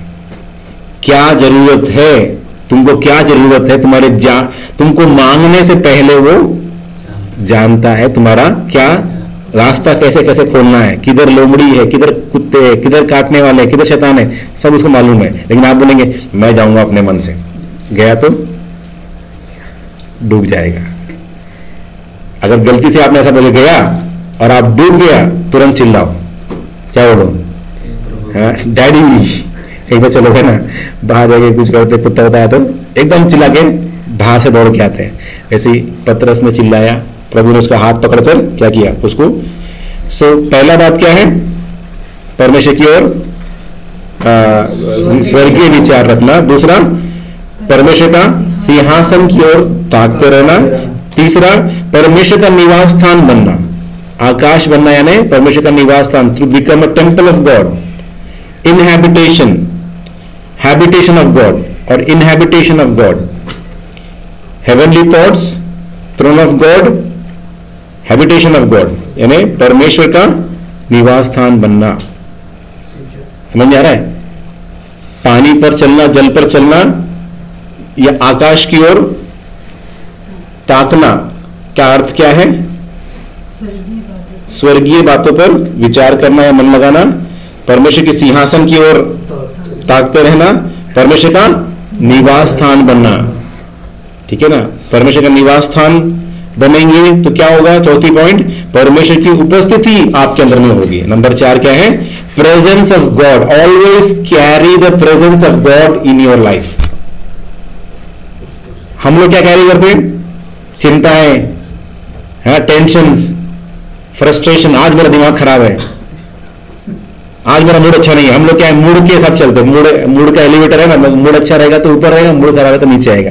ऐसा एलिवेटर से नहीं चलना है। हम लोग always carry the peace of God, presence of God, glory of God, परमेश्वर की महिमा, परमेश्वर का जलाल, परमेश्वर की शांति, fruits of the Holy Spirit, परमेश्वर पवित्र आत्मा के फलों से भरा हुआ रहना चाहिए। कभी भी फल खाएगा तो क्या होना चाहिए? मीठा ही मिलना चाहिए।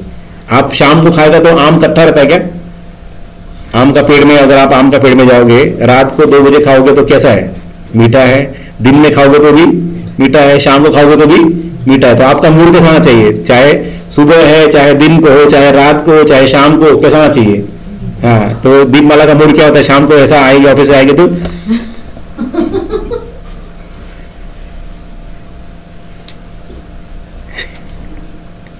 नहीं, हाँ कुछ नाश्ता बना के दे देगा तो हाँ शांति। अभिषेक अभी शाम कर रहे, कोई आप लोग भी ड्यूटी जाते हैं ना, हेलमेट लेके आते हैं आप लोग कैंप से। कोई सामने आएगा तो हेलमेट से मार देगा, वो हेलमेट से ही आप मार देगा। क्यों? कैंटीन में पहला लाइन ले रहा है, थाली लेकर पहला खड़ा होगा, थाली से ही मार देता नहीं तो फिर भी। मूड खराब है मेरा, क्यों? मेरे को अभी भूख लग रहा है। वो अंदर काला कुत्ता ऐसा काटने के लिए आ रहा है, तब पूरा प्लेट में पहाड़ बनाकर, गड्ढा डालकर, सांभर डालकर खा के शांति हुए बाद में फिर हालेलुया। हाँ ब्रदर कैसे? ठीक है ब्रदर, बहुत अच्छे हैं, प्रेज द लॉर्ड, हालेलुया। कई लोगों को नॉनवेज का होता है, 1 हफ्ता हो गया, 2 हफ्ता हो गया, नॉनवेज नहीं मिला तो मूड खराब हो गया। कई लोगों को दारू नहीं मिलेगा तो हाथ पर ऐसा ऐसा हो जाता है। हम तो ठीक है वो तो, लेकिन विश्वासी थोड़ा लेट खाना हो गया तो हम लोग को बुरा। तो ध्यान रखिए कि हम लोग क्या है, हमेशा परमेश्वर की उपस्थिति कैरी लेकर चलने वाले लोग होना चाहिए। कोई बोलते हैं मुझे आगे जाना है तो ठीक है, ओके भाई, नो प्रॉब्लम, आगे। वो आगे जाने के बाद आपके बारे में सोचेगा कि भैया पीछे होकर के भी वो मेरे को आगे कर दिया है ना, सोचेगा। तो वो सोचने के लिए हमारे लिए एक मौका मिल जाएगा उसको प्रभु के बारे में बताने के लिए। हमेशा परमेश्वर की उपस्थिति में आपको चलना है। Walk in the presence of God and be in habitation of God. Habitation of God, परमेश्वर की क्या बोलना है? कोई एक्स्ट्रा बर्डन लेके आया, एक्स्ट्रा काम लेके आया, अभी आपका ड्यूटी खत्म हो गया, अभी आप जाए, कैसा हो जाता है? वही टाइम पे तुम बोलने का, तुमको यही टाइम पे आया था। वो जानबूझ के शैतान भेजता भी है, भेजता है ताकि आपको टेस्ट करने। हाँ, आप आराधना और प्रार्थना में जा रहे हैं तो उस समय कोई जरूरत नहीं है, लेकिन आप अगर फ्री है तभी भी क्या बोलते हैं? नहीं, उस समय हमारा एटीट्यूड हम लोग देखना है। हम लोग कोई इंपॉर्टेंट काम कर रहे हैं, जरूरी काम कर रहे हैं, उस समय कोई दूसरा काम लेकर हेल्प मांगने आता है तो उस समय हम लोग कैसे रेस्पॉन्स करते हैं? लोग हमारे रेस्पॉन्स को देखते हैं।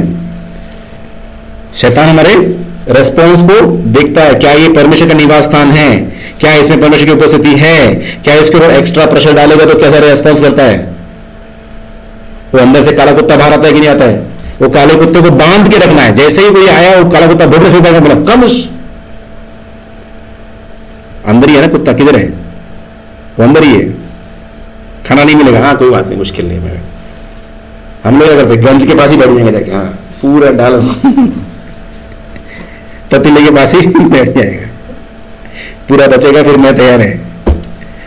काला कुत्ता, उसको बिल्कुल भी क्या नहीं करो, अंदर क्या है वो काला कुत्ता है, उसको बांधने सरप्राइज देते उसको, क्यों, वो आपको डरना चाहिए, वो आपके अधीनता में, क्योंकि आप परमेश्वर का मंदिर है।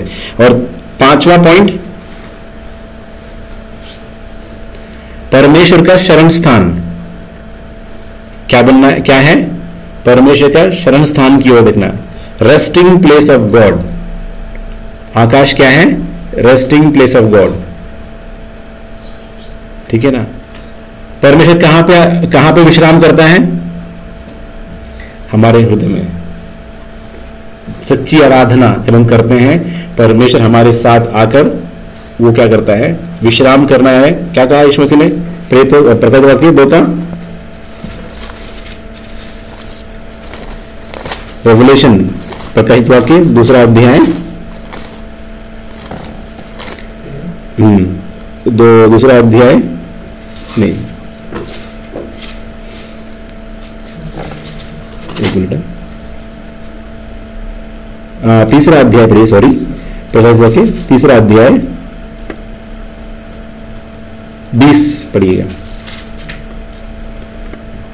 देख मैं द्वार पर खड़ा हुआ खटखटाता हूँ, यदि कोई मेरा शब्द सुनकर द्वार खोलेगा, हाँ। तो मैं उसके पास भीतर आकर, हाँ। उसके साथ भोजन करूंगा और वो मेरे साथ, और वो मेरे साथ। यानी हमारा जीवन परमेश्वर के लिए क्या होना चाहिए, एक शरण स्थान, यानी रेस्टिंग प्लेस, आराम का जगह। यानी ये मेरा निज पुत्र है, ये मेरा ये इसका जीवन कैसा है, परमेश्वर की आत्मा हमारे साथ में वास करने के लिए, आराम करने के लिए, रेस्ट करने के लिए हमारे साथ रहने का स्थान बनना चाहिए। हमें निरंतर कहां ताकना चाहिए, स्वर्ग की ओर, आकाश की ओर, जहां परमेश्वर का रेस्टिंग प्लेस है या शरण स्थान है, और वो शरण स्थान हमें बनना चाहिए, तभी हम क्या हो सकते हैं। तो भयंकर जल जो है, अंधकार का जो अंधेरा फैला हुआ था, भयानक जल था, वो जल में से निकालकर परमेश्वर ने आकाश को अलग किया, आकाश को अलग किया बोलते, ठीक है। यानी उसका अर्थ ये है कि जो मुसीबतों का सागर है, समंदर है, परेशानियां हैं, तकलीफें हैं, उसके ऊपर हमें चलते समय परमेश्वर हमें क्या करता है, वहां पर अपना स्वर्गीय विचार, यानी हम उसके ऊपर क्या करना है, उसके ऊपर चलना, विश्वास के द्वारा, आत्मिक विश्वास के द्वारा, प्रभु यीशु से विश्वास करते हुए समुद्र के ऊपर उस लहरों को दबाते हुए हमें चलना है। तो चलते समय क्या करना है, स्वर्गीय बातों की ओर ध्यान रखना है, और परमेश्वर का सिंहासन की ओर ताकना है, परमेश्वर का निवास स्थान बनना है, और परमेश्वर का शरण स्थान बनना है, जहां परमेश्वर हमें शरण ले, ठीक है ना। इसलिए इस सारी बातों में एक ही प्रॉब्लम हो सकता है, वो है विश्वास की कमजोरी। विश्वास कमजोर हो गया, पूरा धराशायी हो गया, है ना, वही हुआ ना। तो प्रभु ने कहा, हे अल्प विश्वासी, तूने संदेह क्यों किया। पढ़िए उसका 31, मत्ती 14 का 31, मत्ती 14 का 31। यीशु ने तुरंत हाथ बढ़ाकर उसे थाम लिया, हाँ। और उससे कहा, हे अल्प विश्वासी, तूने क्यों संदेह किया। हाँ। कुछ दूर वो चला, थोड़ा दूर वो चला, लेकिन क्या देखा, हवाओं को और लहरों को उठते हुए देखकर उसका विश्वास कमजोर हो गया। तो परमेश्वर के साथ चलते समय आप पवित्र आत्मा से भर गए, पवित्र आत्मा का बपतिस्मा आया, पाया, अभिषेक पाया, लेकिन जब आपके जीवन में परीक्षाएं आई तो आप क्या हो गए, डरकर, कमजोर होकर पीछे हट गए। समय हम क्या हो जाते हैं, हम डूबना शुरू होते हैं। परमेश्वर चाहता है कि तुरंत आपको बजाय खड़ा करे, लेकिन कितने बार, बार बार प्रभु नहीं करेगा, बार बार नहीं करेगा प्रभु। आपको धाड़स बांधकर हिम्मत के साथ चलना पड़ेगा, तभी परमेश्वर आपको क्या करेगा, जय देगा।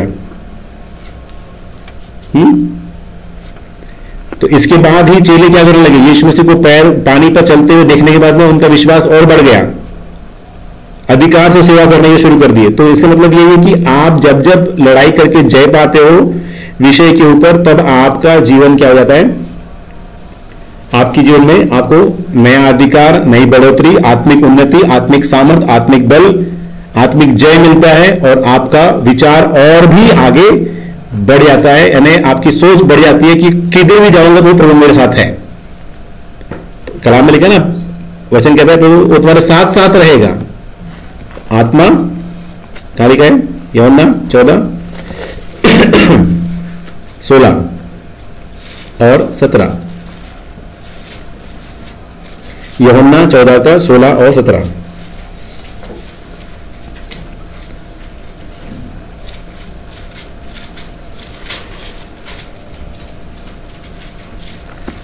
मैं पिता से विनती करूंगा, हाँ।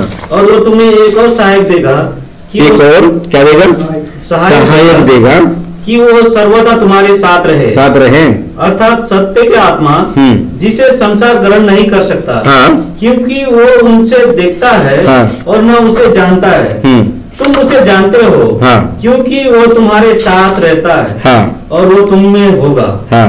Praise Lord. सो तुम्हारे सहायक है जो हमारे साथ साथ रहता है। Praise Lord. सो हम सहायता मांगने के लिए हमेशा तैयार रहना है। अपनी बुद्धि लगाएं, अपना दिमाग लगाओगे तो आप क्या हो जाओगे, आपका विश्वास कमजोर होगा, विश्वास कमजोर होगा, आप लहरों को देख के डरना और घबराना हो जाएगा, आप पीछे हट जाओगे। क्या करना है, सहायक आत्मा से सहायता हमेशा मांगते रहो। सिर्फ यहाँ पे बैठ कर ताली बजाकर अन्य भाषा बोलने से कोई फायदा नहीं है। आप अपने कंपनी में जाओ, उधर तुम पवित्र आत्मा को लेकर जाओ, अपने कैंप में जाओ, जहां कहीं भी हो, ठीक है ना, जहां कहीं भी हो सहायता। जैसे अभी उस दिन फाइन लग गया, उस दिन ये ले लिया, चिंता हो गई, परेशानी, हम लोग को टेंशन आ गया, इतना बड़ा कौन देगा, प्रार्थना किए, प्रभु की इच्छा पूरी हो। एक ही बात है, हरि बोला प्रभु की इच्छा पूरी हो, वही बोला हरि प्रभु की इच्छा पूरी हो, छोड़ दिया प्रभु, चिंता छोड़ दिया, फिर वो अपने आप चीजें, अगर वो फाइन फिर से भी आएगा तो प्रॉब्लम नहीं है। हम प्रभु का काम है, प्रभु के लिए प्रार्थना कर रहे थे, प्रभु अपना इंतजाम करेगा। हालेलुया। सो हमें विश्वास रहना है। असंभव है, कोई ले लिया तो डेफिनेटली फाइन 100% फाइन देगा, लेकिन देखो लिखने के बाद में भी वो भी प्रभु ने उसको बचाया हम लोग।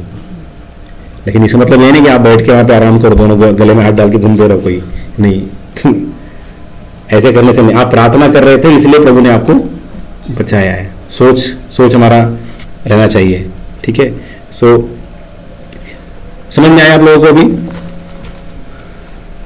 बात क्या है। पतरस प्रभु यीशु मसीह पानी पर क्यों चला, कोई पूछेगा आपको, क्या बताओगे आप, हाँ, पानी पर क्यों चला, क्योंकि वो सृष्टिकर्ता परमेश्वर है, वो पानी के ऊपर अधिकार रखता है, ठीक है ना। फिर हमने देखा कि पवित्र आत्मा भी पानी पर मंडराता था, ठीक है ना, आत्मा पे। तो पानी पर चलना, पानी क्या दिखाता है, हमारे विरुद्ध में आया हुआ शैतान का बहने वाला पानी जो हमें डुबाना चाहता है, हमें नाश करना चाहता है। लेकिन हम जो प्रभु यीशु मसीह के चेले हैं, क्या करना है, उन्हें हर एक बात के ऊपर दृढ़ता के साथ, जय पाते हुए, विश्वास के साथ खड़े होकर लहरों को दबाते हुए हमें चलना है और हमेशा आकाश की ओर देखते रहना है। तो हम देखा पानी से निकालकर आकाश को अलग किया प्रभु ने, ठीक है। तो इसका मतलब क्या है, हमें निरंतर प्रभु की ओर, आकाश के बारे में देखा कि वो स्वर्गीय विचार रखना है, परमेश्वर के सिंहासन की ओर ताकना है, परमेश्वर का निवास स्थान बनना है, परमेश्वर की उपस्थिति लेकर चलना है और परमेश्वर का शरण स्थान हमें बनना है। Praise Lord. एक और बात हम लोग देखकर पतरस के बारे में सीखेंगे, प्रभु ने क्या कहा पतरस के बारे में। आइए मत्ती 16 उसका 13 से लेकर 20 तक, मत्ती 16 उसका 13 से लेकर 20 तक। यीशु कैसरिया के फिलिप्पी के प्रदेश में आया और अपने चेलों से पूछने लगा, लोग मनुष्य के पुत्र को क्या कहते हैं? उन्होंने कहा, कुछ तो यूहन्ना बपतिस्मा देने वाला कहते हैं, और कुछ एलिया, और कुछ यिर्मयाह का भविष्यवक्ता में से कोई एक कहते हैं। उसने उनसे कहा, परंतु तुम मुझसे क्या कहते हो? सिमोन पतरस ने उत्तर दिया, तू जीवते परमेश्वर का पुत्र है। यीशु ने उसको उत्तर दिया, हे सिमोन योना के पुत्र, तू धन्य है, क्योंकि मांस और लहू ने नहीं, परंतु मेरे पिता ने जो स्वर्ग में है ये बात तुझ पर प्रकट की है। और मैं भी तुझसे कहता हूँ कि तू पतरस है, और मैं इस पत्थर पर अपनी कलीसिया बनाऊंगा, और अधलोक के फाटक उस पर प्रबल न होंगे। मैं तुझे स्वर्ग के राज्य की कुंजियां दूंगा, और जो कुछ तू पृथ्वी पर बांधेगा वो स्वर्ग में बंधेगा, और जो कुछ तू पृथ्वी पर खोलेगा वो स्वर्ग में खुलेगा। तब उसने चेलों को चिताया कि किसी से न कहना कि मैं मसीह हूँ। Praise the Lord. यहाँ पे 19 पढ़िएगा उसका, 19। मैं तुझसे स्वर्ग के राज्य की कुंजियां दूंगा, हाँ, और जो कुछ तू पृथ्वी पर बांधेगा, हाँ, वो स्वर्ग में बंधेगा। ओके, यहाँ पे यहाँ पे कुंजी लिखा है, क्या लिखा है? मैं तुझे स्वर्ग के राज्य की कुंजी के बारे में लिखा है। 3 कुंजी के बारे में हम लोग देखेंगे, ठीक है? 3 कुंजी। पहली कुंजी है स्वर्ग के राज्य की कुंजी। तो एक चेले के पास हमारे यानी 3 कुंजियों के बारे में बाइबल में लिखा हुआ है। पहला कुंजी, हाँ, चाबी क्या दिखाता है? अभी ये घर का चाबी है ना, मेरे पास है, क्या दिखाता है? घर का मालिक मैं हूं। तो मालिक के पास क्या होता है? चाबी होता है। लेकिन मेरा चाबी हरि ने ले लिया, तो क्या वो मालिक बन जाएगा? चाबी हरि ने ले लिया, लेकिन क्या हरि मालिक बन जाएगा? हरि का अभी कब्जा इसके ऊपर है, लेकिन हरि मालिक नहीं है। कब्जा भले ही है। वैसे ही शैतान ने आदम से चाबी छीन लिया। मालिक नहीं है वो, मालिक प्रभु यीशु मसीह है। तो उसने ले लिया, अभी इसने ले लिया, अपना पूरा बना लिया, हरि भाई ने अपना पूरा कब्जा कर लिया उसके ऊपर। अब उसको छुड़ाना है तो क्या करना पड़ेगा? आदम, अभी मैं मालिक हूं, लेकिन मैं क्या बन गया? अब गुलाम बन गया। यहाँ पे हरि भाई क्या कर लिया? घर का कब्जा कर लिया, ताकत से कब्जा कर लिया। मैंने गलती किया तो चाबी भूल गया था मैं कहीं रख के, तो चाबी ले लिया, कब्जा कर लिया, अंदर आ गया, मैं गुलाम बन गया। अब क्या हो गया? मैं गुलाम बन गया, वो मालिक बन गया। तो जब मेरा पिता आएगा, मेरा बाप आएगा, और क्या देखेगा? मेरा बाप ने मुझे चाबी दिया, मेरे बाप का घर है, तो मैं बोल रहा हूँ मुझे बोलना है कि पिता ये घर मेरा है, घर आपने मुझे दिया था, लेकिन इसने कब्जा कर लिया है। तो क्या करेगा बाप? क्या करेगा? बाप आकर बोलेगा तूने जो भी गलती किया है, गलती की माफी मांग ले। हाँ, माफी मांग लेता है तो उस समय क्या करता है? वो बाप आकर उससे चाबी लेकर उसको बाहर निकालकर मुझे वापस इस घर में, हालेलुया। तो वैसे ही यीशु मसीह ने किया है हमको। हमारा अधिकार शैतान ने छीन लिया है, तो हमें वापस अधिकार देने के लिए वो आकर कीमत को अदा किया है। जो कीमत अदा करना है वो कीमत को अदा करके यीशु मसीह ने वो चाबी ले लिया है। Praise Lord. तो कुंजी क्या जाती है? परमेश्वर के राज्य की कुंजी, परमेश्वर का राज्य, ठीक है ना, अथॉरिटी, अधिकार। दूसरा कुंजी देखेंगे यशायाह 22 का 22।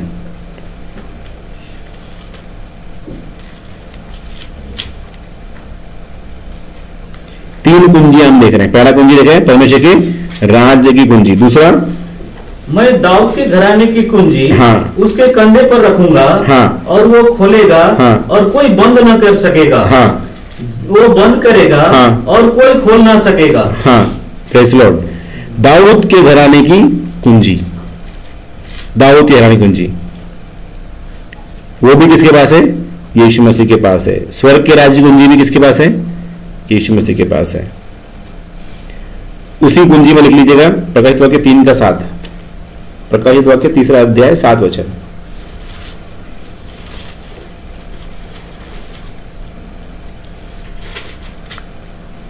फिलिदिया की कलीसिया के दूत को ये लिख, जो पवित्र और सत्य है, हाँ, और जो दाऊद की कुंजी रखता है, हाँ, जिसके खोले हुए को कोई बंद नहीं कर सकता, हाँ, और बंद किए हुए को कोई खोल नहीं सकता, वो ये कहता है कि, हाँ, ओके।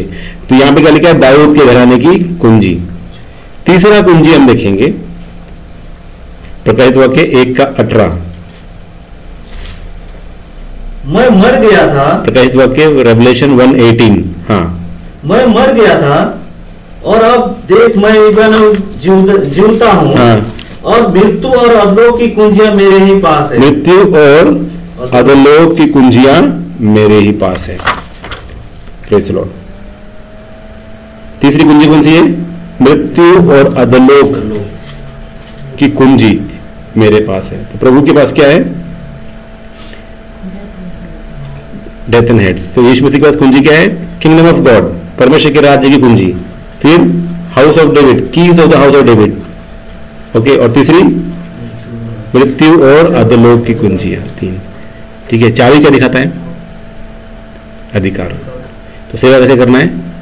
अधिकार के साथ। चर्च स्थापित कैसे करना है? हाँ, ध्यान किधर है?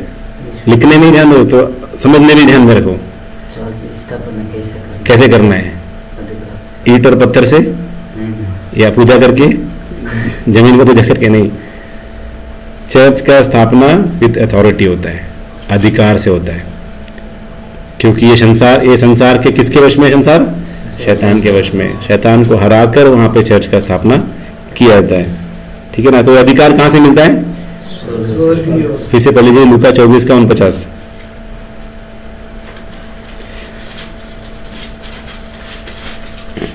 और देखो, हाँ, जिसकी प्रतिज्ञा मेरे पिता ने की है, हाँ, मैं उसको तुम पर उतारूंगा, और जब तक स्वर्ग से सामर्थ न पाओ, जब तक स्वर्ग सामर्थ न पाओ, तब तक तुम इसी नगर में ठहरे रहो। हालेलुया। तो प्रभु ने क्यों बोला? क्योंकि तुम अभी बाहर निकलकर क्या करने वाले हो? कलीसिया स्थापन करने वाले हो। कलीसिया स्थापना करने के पहले तुम्हें क्या चाहिए? चाबी चाहिए। चाबी जिसके पास है वही दरवाजा खोल सकता है। अभी कितना बड़ा बैंक क्यों ना हो, एक चपरासी के पास चाबी होता है, वही खोलेगा तभी आदमी लोग काम चालू होगा। चाबी जिसके पास है उसके पास पूरा अथॉरिटी होता है। तो पृथ्वी पर बांधेगा, पृथ्वी में लॉक करेगा तो स्वर्ग में लॉक हो जाएगा, इधर खोलेगा तो उधर भी खुलेगा। चाबी है, अधिकार की चाबी है, अधिकार की कुंजी है। Praise the Lord. तो सेवा कैसे करना है? अधिकार सेवा के साथ करना है, अधिकार से सेवा करना है। जब एलिया ने बोला कि बारिश ना हो तो क्या हो गया? चाबी घुमा दिया उसने, अधिकार से बोल दिया तो क्या हुआ? और यूहन्ना बपतिस्मा देने वाले ने सेवा कैसे किया? अगर आप मत्ती 3 पूरा पढ़ेंगे, ठीक है ना, अगर आप मत्ती 3 पूरा पढ़िएगा,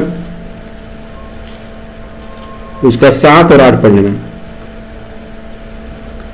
जब उसने बहुत से फरीसियों और सदुकियों को बपतिस्मा के लिए अपने पास आते देखा तो उसने उससे कहा, हाँ, हे सांप के बच्चों, तुम्हें किसने जता दिया, हाँ, कि आने वाले क्रोध से भागो, इसलिए मन फिराओ के योग्य फल लाओ। मन फिराओ के योग्य फल लाओ। देखिए कौन आ रहा है? सदुकी और फरीसी आ रहे हैं। अभी आज की तारीख में कोई ऐसा आएगा तो क्या लोग बोलेंगे? पास्टर लोग, हालेलुया, बपतिस्मा के लोग आ गए, डुबाओ इन लोगों को।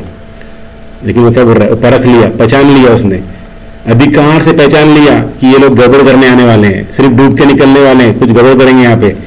सच्चाई को जान लिया। उसने बोला, सांप के पिल्लो, तुम्हें किसने जब दिया कि आने वाले क्रोध से बचो। तो ये अधिकार देखिए उसके पास कितना अधिकार है। उस समय सदूकी और फरीसी बोलने से बहुत ही ऊंचा पदवी रखने वाले लोग हैं, और ये क्या है? जंगल में घूमने वाला एक आदमी है। लेकिन पीछे देखा जाएगा तो ये कौन है? महायाजक का बेटा है।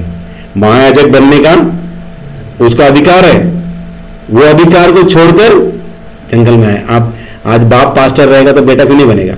बाप पास्टर है तो बेटा पास्टर बनेगा, बेटे का बेटा पास्टर बनेगा, नहीं तो घर में से ही कोई एक बनेगा। क्यों? संपत्ति, प्रॉपर्टी सब उसमें, वरना हुई ना वो जाके सुखद बनाएगा। मैं नहीं बनाऊंगा, मैं क्यों बनाऊंगा? भाई मेरा बेटा होगा तो मैं उसको दूंगा, मेरा प्रॉपर्टी मेरे इसमें आएगा। लेकिन भैया परमेश्वर का राज्य प्रॉपर्टी किसी के बाप का नहीं है। परमेश्वर के राज्य में स्थापित किया हुआ प्रॉपर्टी किसी के अपने बाप का नहीं है, वो परमेश्वर का है। अगर आपने अपना बना लिया तो परमेश्वर उसमें नहीं है। हालेलुया। कई लोग सेवा करते हैं लेकिन उससे फर्क नहीं पड़ता हम लोगों को। क्या हम लोगों ने पढ़ा पहले कि यूहन्ना बपतिस्मा देने वाले ने कैसे सेवा किया है। तो बाकी जितने भी प्रेरित हैं, जितने भी रसूल हैं, जितने भी चेले हैं, सब लोगों ने सेवा अधिकार से किया। स्तिफनुस के बारे में देखिए, फिलिप्पुस के बारे में देखो, सबके बारे में हम जब पढ़ते हैं अधिकार सेवा किया, ठीक है ना। ऐसा अधिकार से सेवा किया कि कोई भी उन लोगों को रोक नहीं पाया, डरा नहीं पाया, धमका नहीं पाया। अनपढ़ लोग थे, उन्होंने कलाम कहता ये तो प्रभु यीशु मसीह के साथ चलने वाले अनपढ़ लोग हैं, इन्होंने जगत को उल्टा पुल्टा कर दिया। क्या कर दिया? जगत को हिला दिया। इतना अथॉरिटी, कोई कॉलेज का डिग्री नहीं, कुछ नहीं, पवित्र आत्मा का अभिषेक से चल रहे हैं। यहां तक कि पौलुस उनको मारने वाला, पौलुस उनको ढूंढने वाला, दमस्कस में ढूंढने जा रहा है, पत्र चिट्ठी लेके जा रहा है कि उनको मारने के लिए, जहां जहां मसीह लोगों को मारो, खत्म करो करके। ऐसा प्रभाव, ऐसी प्रार्थना वो लोग करे कि वो पौलुस क्या हो गया, घोड़े से गिर गया, अंधा हो गया, बपतिस्मा लिया, वो खुद प्रेरित बन गया। अधिकार से सेवा कर रहे हैं। अधिकार में कुंजी हाथ में है, चाबी उनके हाथ में है। Hallelujah, praise Lord. सो अधिकार से चलने वाला कलीसिया, अधिकार के साथ चलने वाला कलीसिया परमेश्वर की योजना के अनुसार लंबे समय तक चलता है, लेकिन जो कलीसिया अधिकार से नहीं है वो ज्यादा दिन तक नहीं टिकती। अधिकार होना चाहिए। Praise Lord. सो परमेश्वर के राज्य की कुंजी जो है वो क्या दिखाता है? परमेश्वर की कलीसिया के हाथ में दिया हुआ कुंजी, और कलीसिया क्या करना है? हाँ, और ये जो चाबी क्या दिखाता है? चाबी अधिकार को दर्शाता है, और चाबी कई बार हमें क्या दिखाता है? दर्शन, प्रकटीकरण को भी दिखाता है, प्रकाशन, रेवलेशन। ठीक है ना?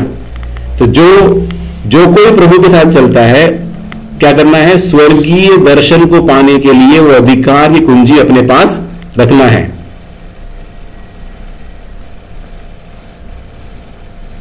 तो जैसे चाबी लगाओगे, खोलोगे तो क्या हो जाएगा? खुल जाएगा। कोई सवाल पूछे आप लोगों को तो क्या होना चाहिए? जवाब देने का वो चाबी आपके पास। और कोई भी सवाल पूछेगा तो वो सब चाबी लोग घूम हो गया, अपने पास नहीं मालूम, भैया मुझे नहीं मालूम, पवित्र आत्मा आप मेरी मदद कीजिए। कोई उल्टा सीधा गलत सवाल पूछा तो फिर मैं वहां पर भी अच्छा से धोखे निकालता हूं। फिर मैं क्यों? क्योंकि मुझे मालूम है मजाक करने की जगह नहीं है यहाँ पे। भाई ने बोला कि कलीसिया के प्राचीन लोगों को बुलाकर प्रार्थना करवाना चाहिए। मैंने बोला भाई तुम कब प्रार्थना करना सीखोगे? हमारा काम क्या है? आप प्रार्थना करना सीखिए। ठीक है? हमारा काम ये नहीं कि दूसरों के लिए प्रार्थना करते बैठो और जीवन भर हम लोग प्रार्थना करें और आप लोग बैठे रहो। नहीं, ऐसा नहीं है। हमारा मकसद क्या है? आप प्रार्थना करना सीखे, अपने पैरों पर खड़ा होना सीखे। तो प्रकाशनों को समझने के लिए, स्वर्गीय बातों को समझने के लिए हमारे पास क्या होना चाहिए? चाबी होना चाहिए, कुंजी होना चाहिए। पहला क्या देखा? अधिकार। कुंजी क्या दिखाता है? की रिप्रेजेंट्स अथॉरिटी, की रिप्रेजेंट्स रेवलेशन, डिवाइन रेवलेशन, प्रकाशन। तो अगर चाबी नहीं है तो डोर खुलेगा? एक बार लॉक हो जाएगा तो क्या हो जाएगा? खुलेगा नहीं। वो खोलने के क्या होना चाहिए? चाबी होना चाहिए। Praise Lord. तो आप क्या करना है? पवित्र आत्मा से भर कर रहोगे। आप जिधर भी काम कर रहे हो, उधर कोई प्रॉब्लम आ गया तो पवित्र आत्मा का हेल्प मांगोगे तो वो आपको चाबी देगा। ये आइडिया से ऐसा करो। आप अपना बुद्धि लगाएं। बुद्धि बोलेगा तो आपके ऑफिस में क्या है? एक से एक बुद्धिमान लोग हैं। सारे बुद्धिमान लोग अगर एक जगह बैठ जाओगे, वहां पवित्र आत्मा का सहारा लेकर प्रकाशन के साथ में खड़े होना है, और फिर वहां पे बंद ताले को खोलने का प्रकाशन आपके पास में होना है। हालेलुया। सो कोई भी विषय हो, कोई भी परिस्थिति हो, कोई भी मार्ग हो, कोई भी गहरी बातें हो, कोई भी भेद हो, कोई भी छुपा हुआ रहस्य हो, कुछ भी बात हो, ऐसा कोई भी बात नहीं है जो पवित्र आत्मा नहीं जानता। पवित्र आत्मा सब जानता है।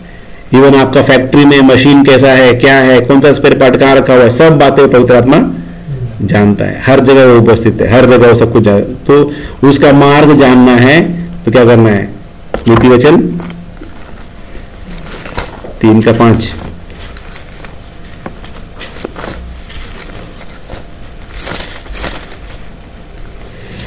तो अपनी समझ का सहारा ना लेना, वरन संपूर्ण मन से यहोवा पर भरोसा करना, उसी को स्मरण करके सब काम करना, तब वो तेरे लिए सीधा मार्ग निकालेगा। अपनी दृष्टि में बुद्धिमान ना होना, यहोवा का भय मानना और बुराई से अलग रहना। हालेलुया। तो कुंजी का मतलब क्या होता है? दो। पहला मतलब क्या होता है? अधिकार। दूसरा मतलब होता है प्रकाशन। Hallelujah, hallelujah. तो कलीसिया क्या है? उस कष्टदायी समुद्र के ऊपर लहरों को दबाता हुआ चलने का अधिकार रखने वाली कलीसिया है। कलीसिया क्या है? परमेश्वर के राज्य की कुंजियों को रखने वाली कलीसिया है। कलीसिया क्या है? परमेश्वर के गुप्त प्रकाशनों के भेद को खोलने का अधिकार रखने वाली, चाबी को रखने वाली कलीसिया है। हालेलुया। आप सिर्फ सुनकर कहानी है बोलते जाओगे तो कोई फायदा नहीं है। प्रार्थना करें हम वो कुंजी को हासिल करें, उस सामर्थ को हासिल करें, है ना? किस बात के लिए तो तूने मुझे बुलाया है? खाली हाथ रहने के लिए नहीं। तूने जो काम करने के लिए मुझे बुलाया, वो काम की चाबी मुझे दे, वो कुंजी मुझे दे, ताकि मैं वो काम अधिकार से कर सकूं, वो सेवा में अधिकार से कर सकूं, समर्पित होकर कर सकूं, और जितना सहना है, दुख उठाना है, उसके लिए मैं तैयार हूं। जो भी आत्मिक युद्ध होने वाला तैयार हूं प्रभु, मुझे अधिकार दे, अथॉरिटी दे। प्रार्थना करेंगे। हालेलुया। सब लोग घुटने में आकर प्रार्थना करें, प्रभु से कुंजी मांगे, वो अधिकार प्राप्त करें, सामर्थ्य प्राप्त करें। Hallelujah. Praise the Lord. Hallelujah. Hallelujah. Hallelujah. Hallelujah. Hallelujah. Hallelujah. मैं नम्र हूं प्रभु। प्रभु मैं कुछ नहीं कर सकता, मैं कमजोर हूं, मुझ पर दया कर, मेरी अगुवाई कर प्रभु। Hallelujah. Praise the Lord. Hallelujah. Hallelujah. शिमोन पतरस,